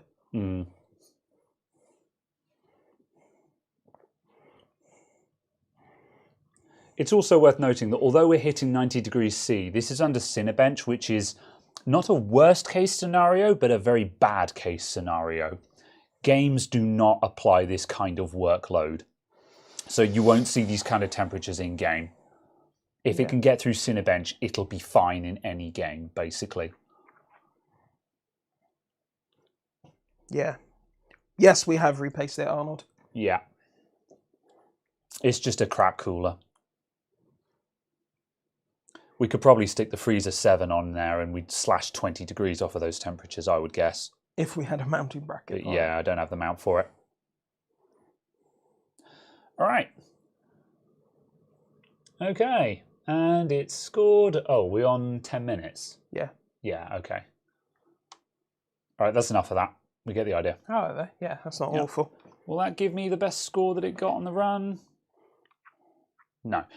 It really annoys me with that Cinebench doesn't tell you what score it got on its previous run. However... It doesn't on the 10-minute one. It only tells you on the final run, effectively. It's approximately 3,900... it's about 4,000 points it scored. So, 4,000 points, 4-core, 8-thread. Yeah, nothing to write home about, but about what we would expect. I mean, second gen CPU, and again, like the 7700K is only 6300, you know, so that's not horrendous. When you hover over it, it does give you the score. There we go, 4183. Yeah, a bit higher than I thought then. Yeah, 4183. That's not bad. So yeah, cool. So should we drop into BIOS? Just have a look at what the BIOS is actually configured to at the moment. Sure. However, like if the auto settings are just auto-clocking to 4.4, sure. I would custom set the voltage to 1.35. What, just to try and bring down the temperature a bit? Yeah, and just see if that's stable. Yeah, do you want to tag out and you do this for a bit? Sure. I'm going to quickly hit up the bathroom, and then we'll just see if we can tune this a bit. Yeah, slightly. I'm going to do baby steps on it just because we're mostly auto enhancing, so we'll just see what it does.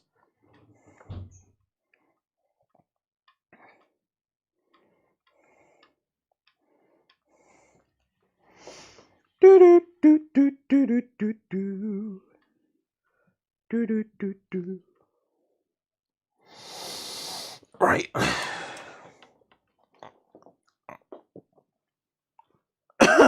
Excuse me. That was an awful lot of effort to get this blimmin' thing to post again. So let's have a look. What does it think it's doing?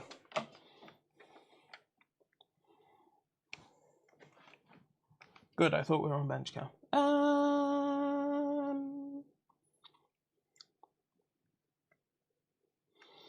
I have no idea what any of these things mean. Let's go to advanced mode.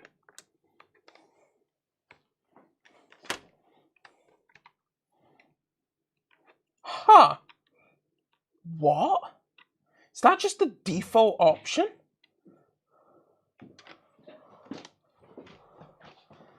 It's on manual. Huh. What? Where the hell did it get that from? That's all on auto. That explains why it was boosting so hard. I was just going to say, I would have been amazed if the motherboard was autoing to 4.4. Because, like, you know, 4.4, that's not crazy, but that's not a light overclock. That's, you know. Yeah. Because stock is 3.8, so I could see the motherboard looking for a 3.8 all-core. What speed was this again? Was this 3.8? Oh, the RAM 1600. Yeah, and it's doing 1648. Yeah, that's fine because of the base clock. Yeah. Yeah. Weird. What if it's auto in a newer BIOS update? Yeah. Should we update the BIOS before we go any further? Oh yeah, I can change that number. Okay. Yeah. No. We'll get your BIOS update. Weird. Very strange. Curriculum vitae. I'm gonna go. Yeah, none of these are saved as profiles. What was this again? A P8? I can't remember. Shit. P8 P67-M. 67-M. Cool. Stand by. Wait, is there just a load defaults? Oh, F5. F5. Load optimized defaults. Firmware. Optimized defaults does not have the AI overclock tuner on manual. Yeah, there's no way there would be manual settings in defaults. Yeah. The only possible thing I can think of is that one of the last things we tried to do was the auto overclock. So maybe it just randomly thought it was, maybe it randomly recovered into an auto overclock profile. But after everything we went through with this board, I can't see how that would have persisted. But yeah, I don't know, grasping at straws. All right, stand by. I just want to see if loading defaults has loaded defaults. Yeah. Whilst you grab the BIOS. Yeah. Ah, delightful. Windows Explorer stops responding. Windows Explorer isn't.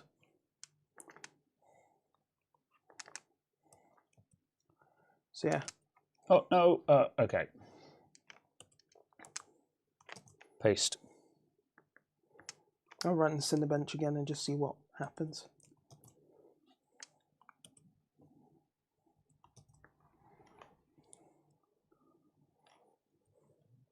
.3. Loading optimized defaults took it to 4.3. All cool. Fine. Ugh. Oh god, this flash drive is really upset. It's probably fine. It's probably absolutely fine. Absolutely something we can flash the BIOS from. I mean, yeah. At least it's socketed. Just gonna say, if we brick it, then that's an excuse to get out the programmer and just more content. At that point, I'm going home. Yeah. TPU was still switched on. Does that automatically put it into an overclock profile? Sure, but I loaded the optimized defaults. Yeah. Therefore, I have loaded the defaults of the board. Yeah. And I want to see what the defaults of the board are. I think default with TPU on is default with an overclock.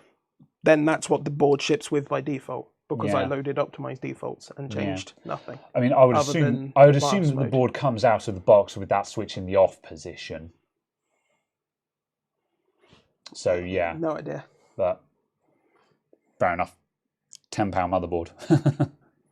It does have a physical switch, yes, Chris.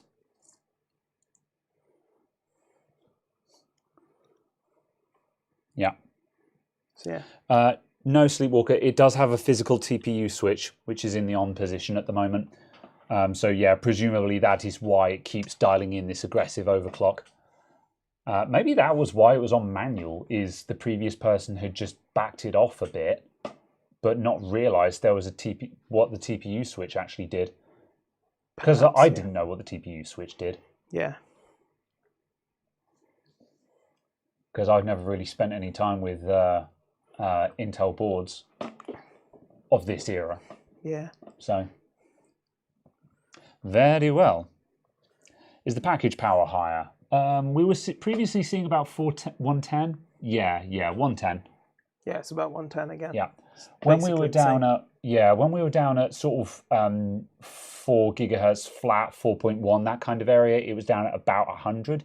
So it's crept up a little bit, but given that we're at a slightly higher clock, that's not surprising. Oh yeah, it's a full 300 megahertz faster. Yeah.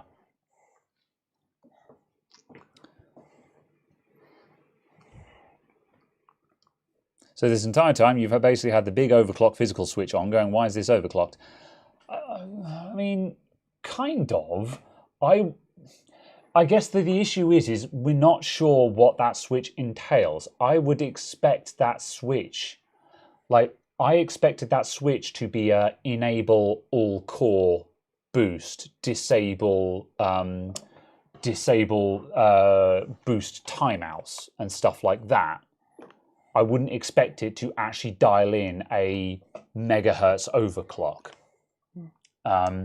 However, I'm speaking out of ignorance here. So, yeah. I don't know what I expected. You're thinking reverse on EPU. Yeah. Yeah. Doesn't matter either way, we're in a workable situation.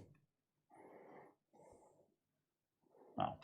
I'm just going to go and bash the toilet flush because it's running. Overclocking failed. Yeah, interesting. Because it clearly didn't. Yeah.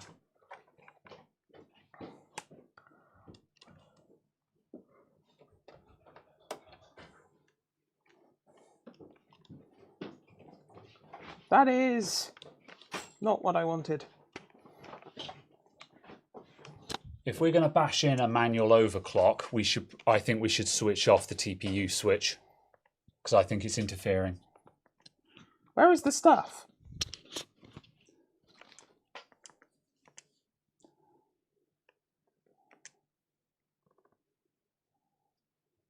No. That's C drive. Okay, it looks like it didn't write properly. Explorer was crashing all over the place, so... Oh, also this might be exFAT or something like that. No, it is there. Is this exFAT? Because that might be why it won't read it. Yeah, it's exFAT. That's why. Ah. Let me just FAT32 this. Exit. Oh, I can't FAT32. Fucking... Windows! Windows won't allow you to select FAT32 when it's a large drive. You can do it via that's the one I'm looking for. You can do it via command line, but just yeah, it's frustrating. Let me select the file system I want. Don't limit my options. All right, what format are you? You are FAT32. That'll do. Very well.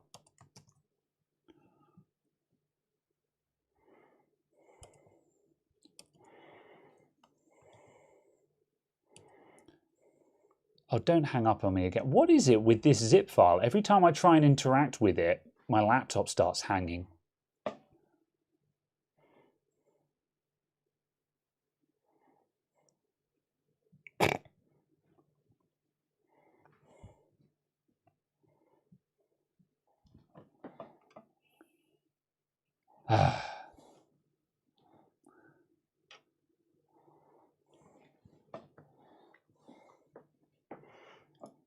Don't ever make exFAT in Mac and using Windows. Why not?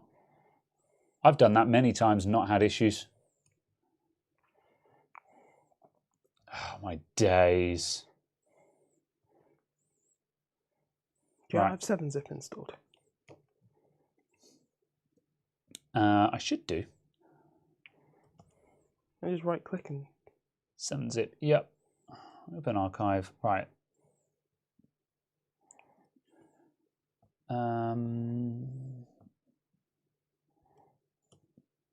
There we go. It's on the desktop. It can't hurt anyone there. It's out of that terrible zip file. All right. Safely eject. Oh, I need to safely eject from the laptop, not the RDP. There we go. Oh, sorry. I thought you had it. There we go.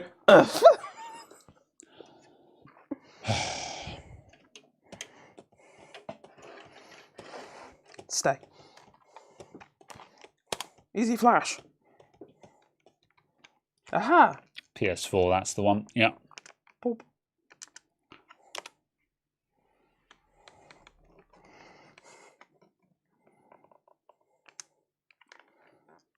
Yes. Do you want to read this? Oh, image into. Oh, my days. The reason it was having problems is because the zip's corrupted. I think it might be. Just double check. P8P67M. I'm looking at the right motherboard, aren't I? Yes. Yeah. Okay. Let me just double check if there was different versions.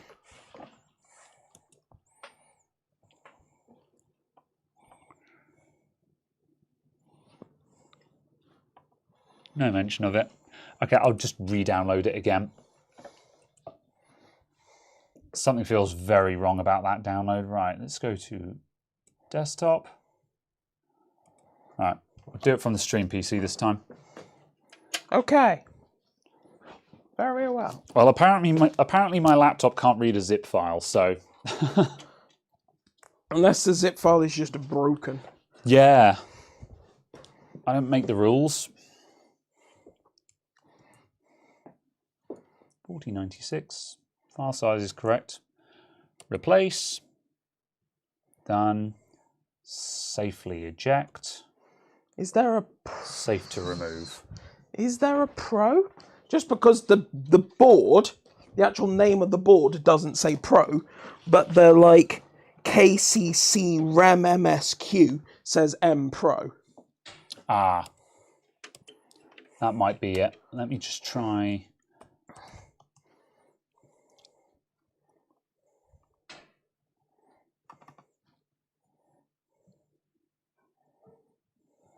Support, drivers and manuals. I'm just going to search P8P67.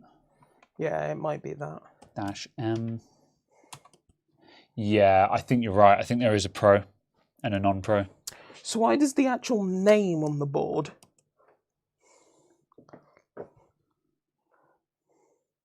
Odd. Yeah. Try that one and see if it lets us do it. No, it doesn't. Okay, yeah. Yeah, there is a specific M Pro BIOS. Fair enough.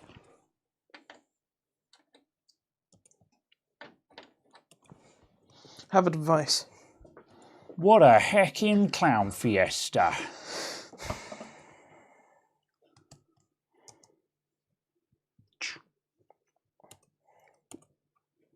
It is done. Delightful. Bum, bum. Bum, bum. This is the Pro. I'm not sure I'd want to see what the non-Pro would look like. Do you really want to update this BIOS? Yes. Do you really want to hurt me? Migrate us back into the bottom right again. Very well. Aha. The joys of PC repair, I say from my sofa. The important thing is that you can be like sort of, yes, however, I'm sitting on my sofa, instead of just being the person who's just like, you're doing it wrong from your sofa. Oh yeah, the post screen specifically says M Pro there. Yeah. So yeah. However, yeah, no, it didn't say that on the motherboard though, did it? Odd. Oh no, it's that one. Did it actually up 3701? Did it do it? 3701. That was the fastest BIOS update I've ever seen. It's got about 4 kilobits of data in it. I mean, yeah, but even still. There you go. Fine. I doubt that. The target turbo speed is 3.8 with a RAM speed of 1600. Good. Okay, well that looks more sane. Should we? I vote. We switch off the TPU switch. I have. Yeah, cool. All right, good. So now we're at actual stock. So there's nothing else messing with this except what we dial into it. Oh, it went wrong.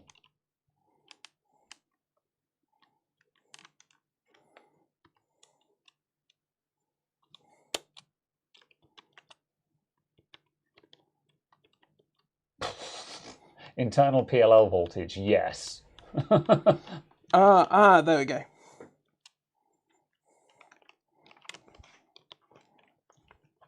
It's an offset, not an absolute. Fuck's sake. Yeah, so I guess minus 100 millivolts or something. Yeah. Is that what we want? That's flagging as red. That's saying that's a big. Oh no, that's a bit harsh. I guess 0.05. Why? Because we want to go from 1.4 to 1.2 ultimately. Really? Yeah. I don't have any experience on second gen Intel. Can you really run them that low? That sounds a bit aggressive.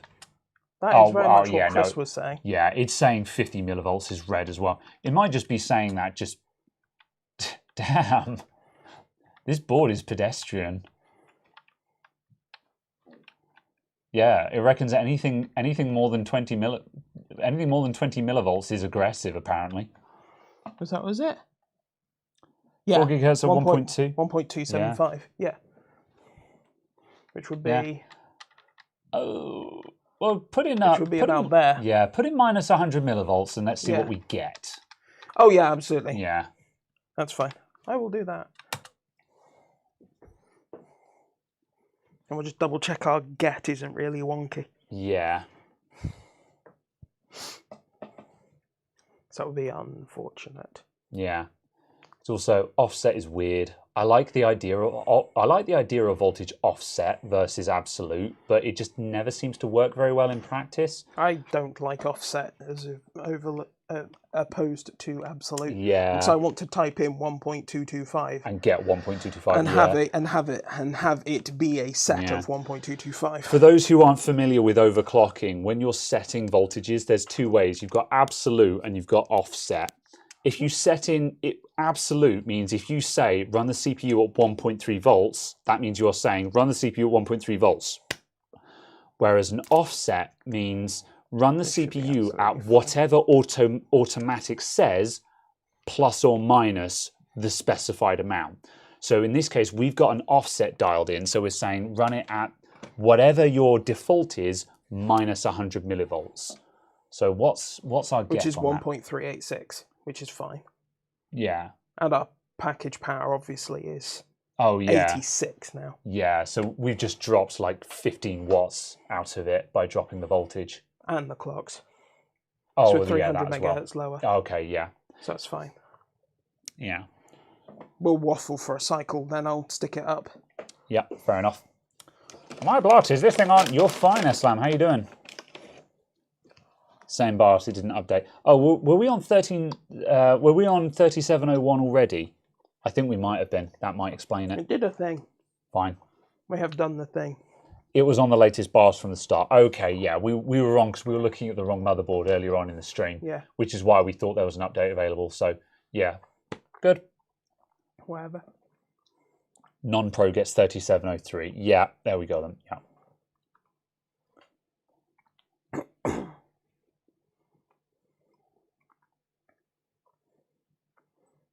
Yeah.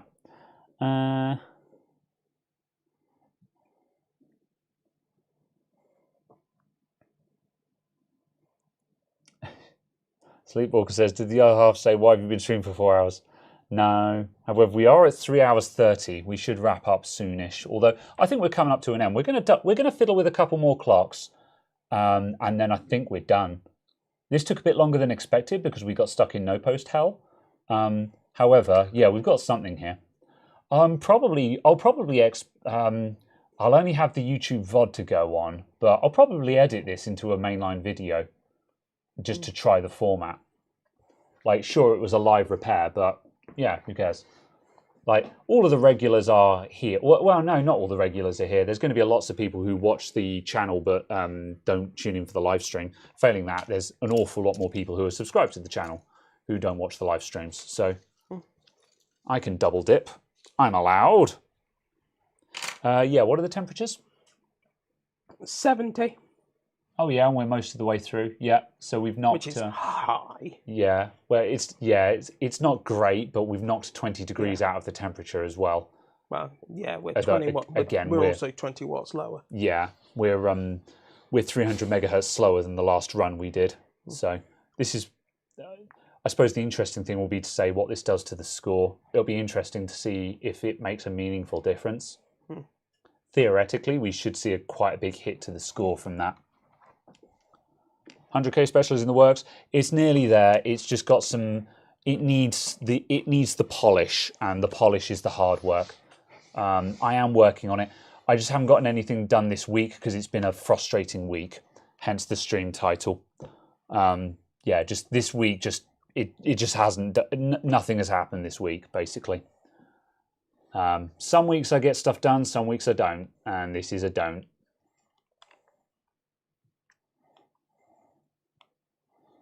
I've been at 100k for quite some time. Shush. Shut. Shut. We're nearly there, though. Thankfully... Yeah, 37.79 as opposed to 41. Oh, wow. Yeah. Like, percentage-wise, that's quite a big hit. Yeah. Yeah. It does go to show how these early Intel CPUs do respond really well to just an easy overclock. Is also obviously the point of the fact of the stock boost is 3.8, so there's a lot left in there. Yeah.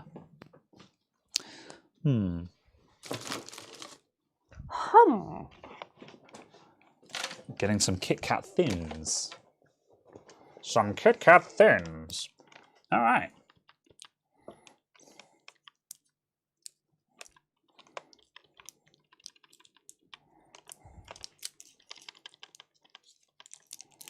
It's Christmas soon. Be productive again in January. I've got to get through my backlog first. No, I must be productive now and in January. I have merch to sell.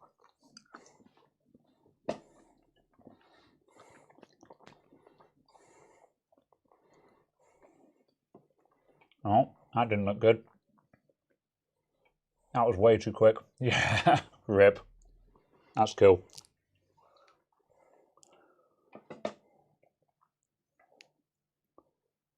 Yep. Do not pass go, do not collect 200 megahertz. Okay.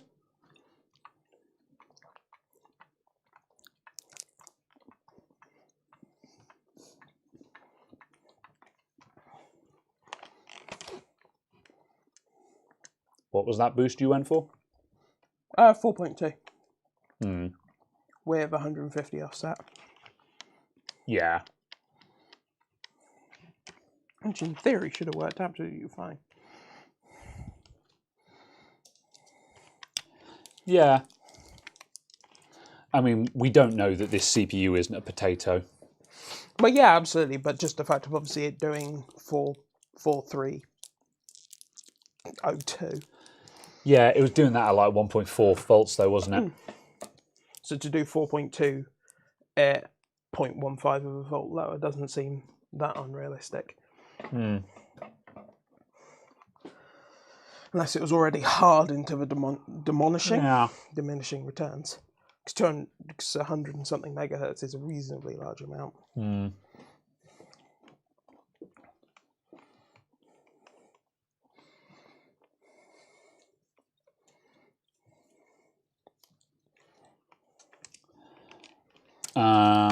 Chris Rest says offset is probably boosting with too little voltage to handle it, not even under load due to offset. Yeah, that's the problem with offset voltages.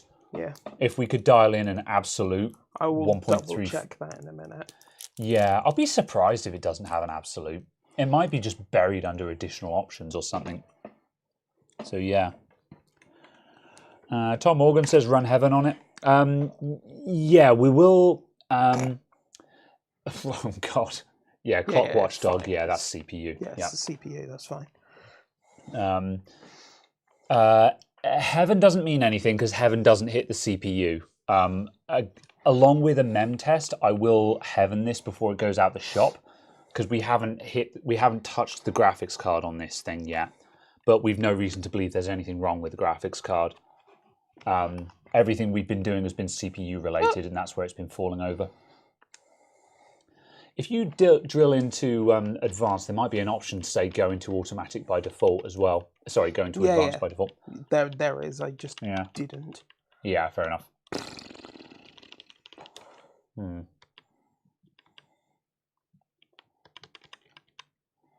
Oh, God. Why does this basic motherboard not have advanced overclocking setting?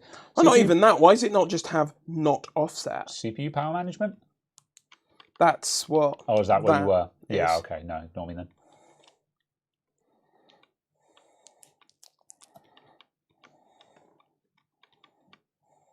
Oh, that's boring.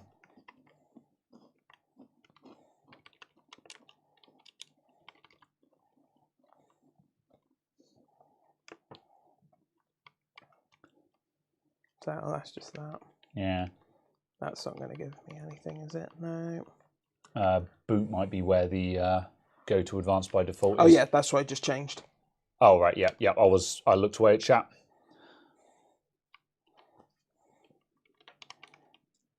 No. Yeah, that just gives you that. To a ratio. Do not OC tuner.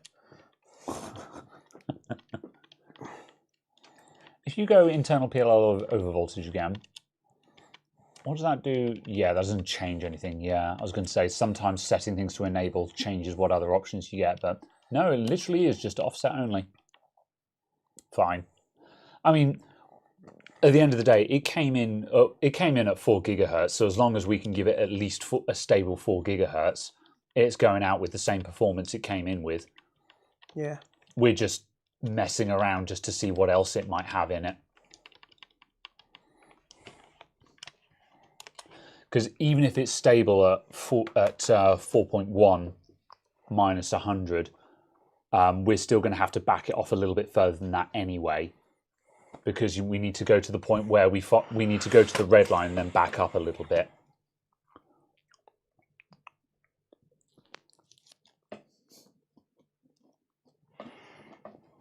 No offset, set it to 0.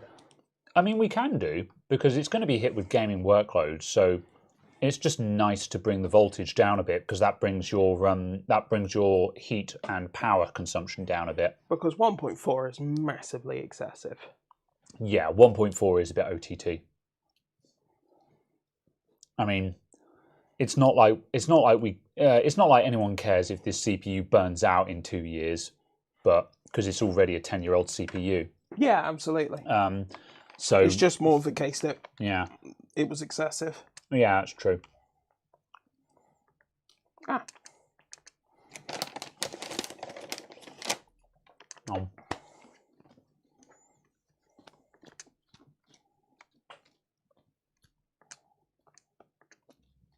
Came in with 103.3.9. Yeah, which gives us 4 flat. Loosely. Ish, yeah. However, I'd rather leave the base clock at 100 because, pushing the base clock is a bad idea, especially with a USB 3 card in there. Again, I'm surprised it had that dialed in when it came in.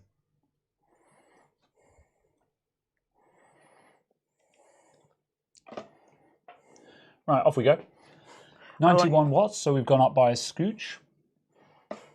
I like the headline on some stuff. It's just like, oh yes, the Canon R6 price has been slashed. It's like, okay. By £10. Slashed. Even if that's slashed by 20%, it will still be over £3,000.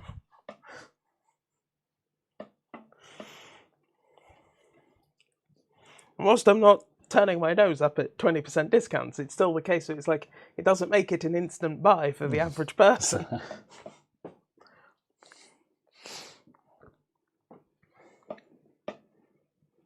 This looks like a good compromise if this is stable. 4.1, it's a scooch higher than when it came in, and low 90s on the wattage, 92, maybe 93. We're running a little bit less power. So we're running slightly faster with slightly less power than when it came in. So it's just a slightly more refined overclock than what it came in with. That would be good if that's stable. I'm almost tempted to say, if it gets through Cinebench, hit it with Limpack just to confirm.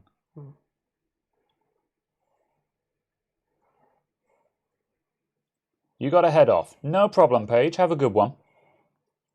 Thanks for dropping by. Put hot glue on the TPU switch. I mean, it's not a bad idea, to be honest. It looks like the TPU switch's plan is just add in all the volts and assume you've got a big cooler on it. Yeah, kind of.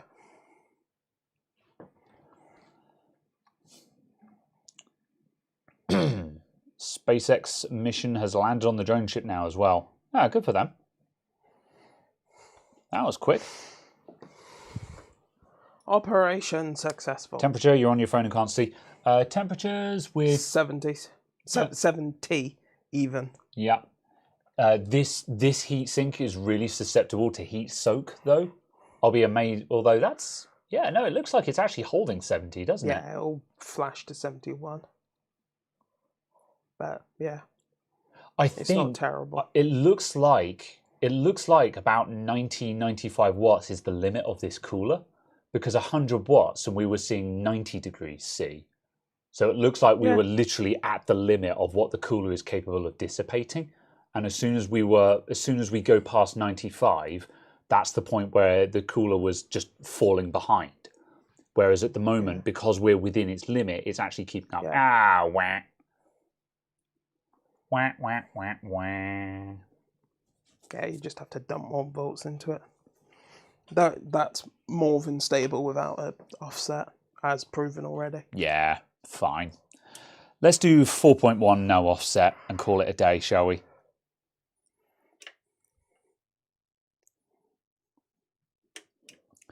Yeah, absolute voltage might be fine, but yeah, we don't have banging that in option. absolute 1.3 to be incredibly overzealous would be stable, Yeah. I feel.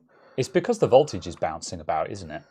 Yeah. Oh, spread spectrum is on as well, which will cause dickiness occasionally. Do you know what spread spectrum actually does? Yeah. Because I've always heard that it's bad for overclocking. As it literally sounds, it spreads the spectrum of the clock. So if you've got 3,000 office computers in a building, they haven't got their clock precisely to the picosecond hitting that thing. Oh, so if you've got so obviously you'll have ripple and stuff on the CPU clock. Yeah. Going back out, and if you've got 3,000 of them, it prevents the ripple of 3,000 office PCs adding up to massive ripple on the mains voltage. Fascinating. Yeah. That's fascinating because that's actually really simple. However, that's one of those things where it's something that you would never expect to see a problem, but when you scale up to the size of a skyscraper office, you're like, oh wow, that could be horrifying. Yeah. If you're handling the power to a skyscraper. Yeah.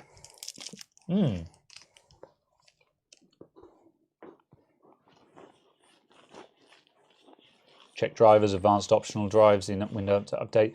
We're just going to pull it back slightly. We have no obligation to do a hero overclock on this. We were kind of pushing a bit just for a bit of fun, but we're not making meaningful progress here. And also, we've been streaming for nearly 4 hours. We're just going to dial in a safe clock now, confirm it's fine, and get out of here. And also, yeah, we're recovering from crashes now. The last time earlier on in the stream, when we crashed out of an overclock, we crashed into a no post that took us 2 hours to recover from. Whereas now we've actually got something. How much watts from the wall on this rig? I don't have anything plugged in. However, if I had 100. If I had to guess, that 960 is probably what, 100 watts? Yeah, something like that. I would be impressed if this thing can pull more than 200 watts from the wall at peak. Over 9,000. Yeah.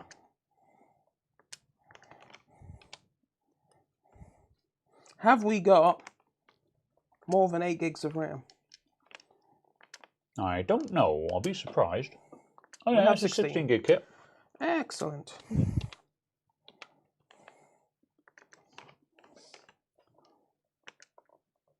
All right. What's this clock? I wasn't looking. There we go. It is. Where is it? There. No, that's effective clocks. I don't want effective clocks. I want quad clocks. There you go. It should be 4.1. Is this 4.1 without the voltage offset? Yeah. Yeah. Cool. So we're going to let the voltage run away. So it's probably going to push 1.4 now. 1.37. Yeah. And CPU package power. I mean, we're in a different test now, so we're going to see different responses. Yeah. Oh, there it goes. Yeah. Oh, 120. Yeah. Ooh. That's why Cinebench is actually not particularly useful. Yeah, Cinebench is a good confidence test, and it gives something a bit more visual to look at. But with 30 watts different in power. Yeah. Good grief. Limpack Extreme doesn't mess about, does it? Yeah, and then Prime 95 small FFTs will be another 10 watts on this. Really? Yeah. Damn. Yeah. Yeah, the cooler's going to fall over under this load, but it should complete a cycle. Yeah. You just demolished a whole bag of jelly tots. Yeah. I'm digging the Sour Patch Kids. Actually, I normally don't like these kind of sweets, but I'm into it.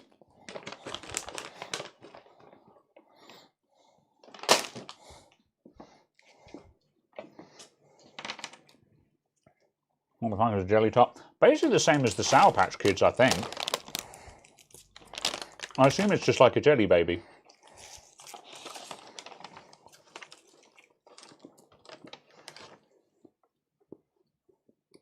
The cooler's surviving. So we're at 85.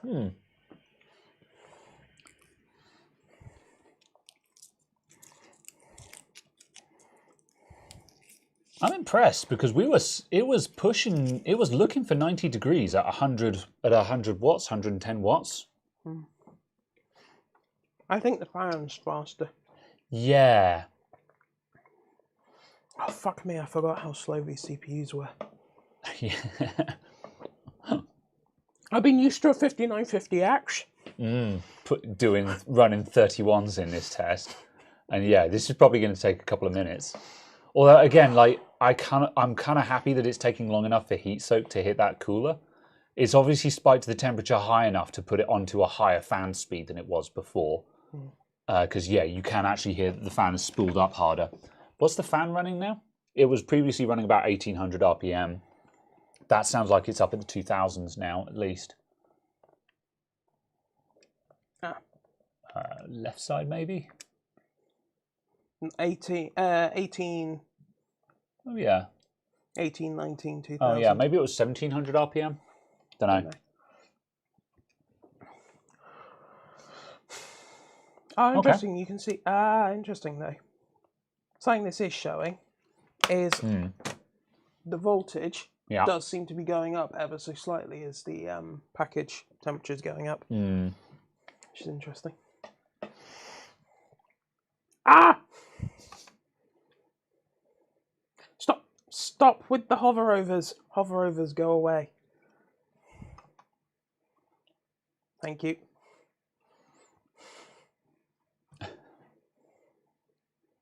Okay. However, effective clocks are all over the place. I'm not sure what's actually going on there.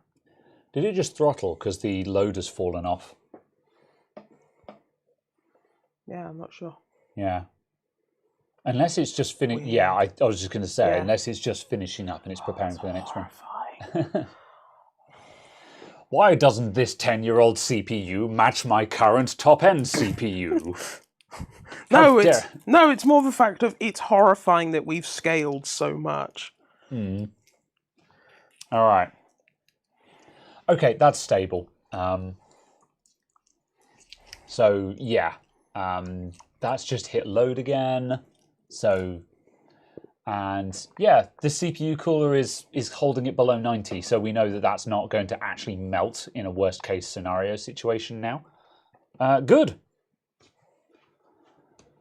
I think that's fine. So yeah, we're going to wrap up now. However, before this goes out, I'll throw Heaven at it just to confidence test the graphics card.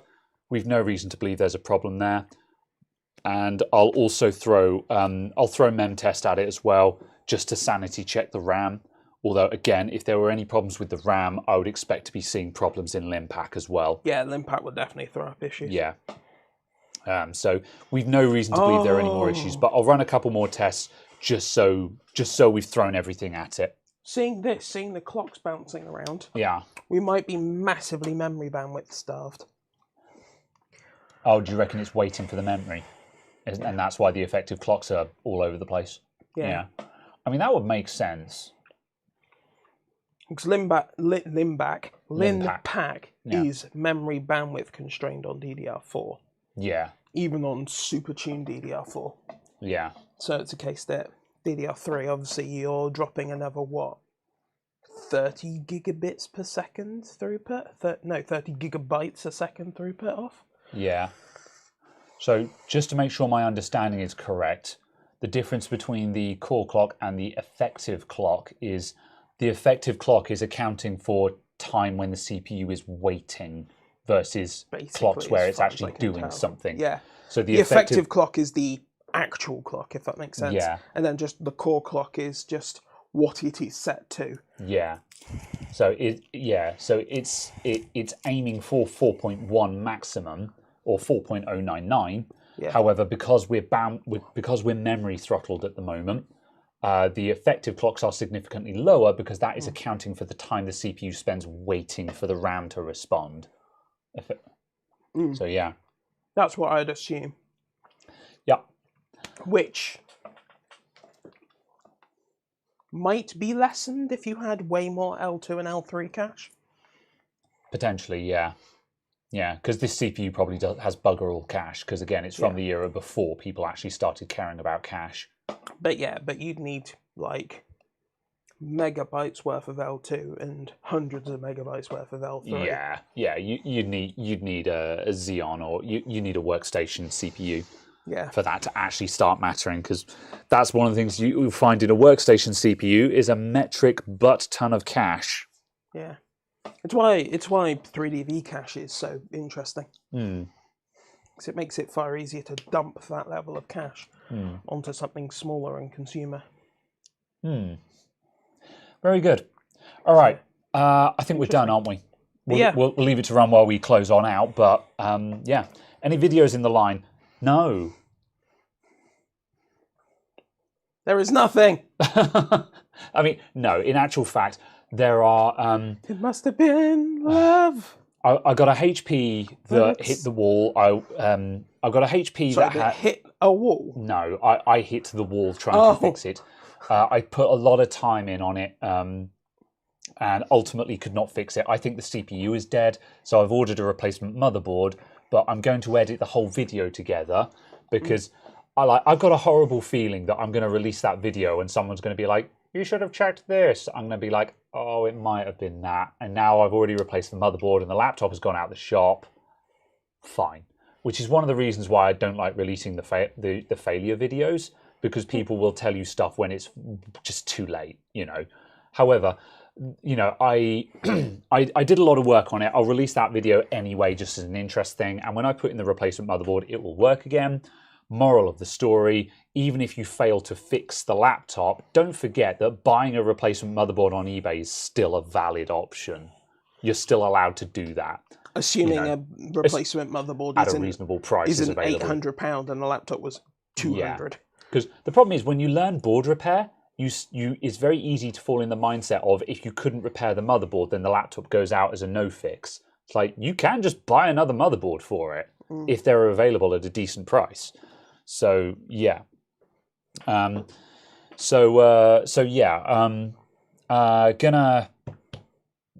Where was I going with this? Oh yeah, so that video will happen, but that's waiting on a new motherboard now. I've got a MacBook Air that I started on this afternoon. That's missing PM Sleep S4L. That's a rabbit hole. I've phoned in a friend on that one, but I won't be working on that one again today. So, you know, in all likelihood, the next video, I'm going to try and edit this repair into a coherent video, which will be difficult because there's like 3 hours of footage and it's a live stream. So that was going to be really difficult to edit, but I'm going to try. So it's not going to be very interesting for you guys because it's going to come out and you guys are going to be like, I was there. You know, do not cite the deep magic to me, which I was there when it was written. Yeah, I'm going to try and do that with it. Otherwise, that's about it. Everything else has been a bust this week, which is why there's been no video. So, yeah. RAM removal with the new board heater. Maybe I did get today, my MPH30 finally arrived. It is too small. Oh, well, there, I can do some things with it. Behold. Behold, nothing. You are looking at the wrong camera. Behold, the MPH30. It's a tiny little preheater with a 30mm squared hot plate on it. However, you can stick small things on top of that or graphics card on top and it's going to heat up the back of the board, that kind of thing. You know, I'm not sure how to effectively use it yet, but now I have one. So yeah, it's not gonna work. It won't function as a preheater for lots of things. However, I've got at least one repair. Oh yeah, there's a repair where I want to do a T-con board replacement, and the technique is to use one of these guys for that. So I'm hoping to make a video featuring this guy to show what you can use it for. So yeah, interesting. Espresso shot warmer. Yeah. So we'll see. We'll see. Anyway, hello, Lewis. I'm afraid you have arrived. Hi there. I've just come in. Why not stream a marathon? Because I've just arrived and missed everything. I'm sorry, Lewis. We are leaving now. It's over. It's over. It's done. Go and watch the VOD. Take a picture of the circuit board before and after. Moving components. Yeah, definitely. There we go. Anyway, it did it. It did 3 cycles in 9 minutes. Or I could get that out and do 3 cycles in 120 seconds. It must have been flux, but it's over now. Okay, we're leaving. Must have been flux under the CPU. Don't know. I think it was something. It must have been whatever that thing is under the CPU, just causing instability. Maybe. Yeah. It's the only explanation that makes sense, in my opinion. For a board that was that pissed off, I can't believe it just hadn't reset. Not 100% certain, but... Yeah, or not necessarily that thing, but something causing the CPU to not be in. If it wasn't that particular speck of grain or something, just reseating the CPU seemed to settle it. Yeah. So yeah. Anyway, thank you very much. We'll be back next Saturday with something else. With more. More, you say? Please don't go. Yeah, go and watch the VOD. It's been a good stream. I've enjoyed this stream. Absolutely. Go and watch all the VODs. Yeah, I've enjoyed this conversation in English. I have also enjoyed this conversation in English. Thanks, everyone. Bye for now. Oh, now would be a good time to insert ads. As the viewer number plummets. Yeah.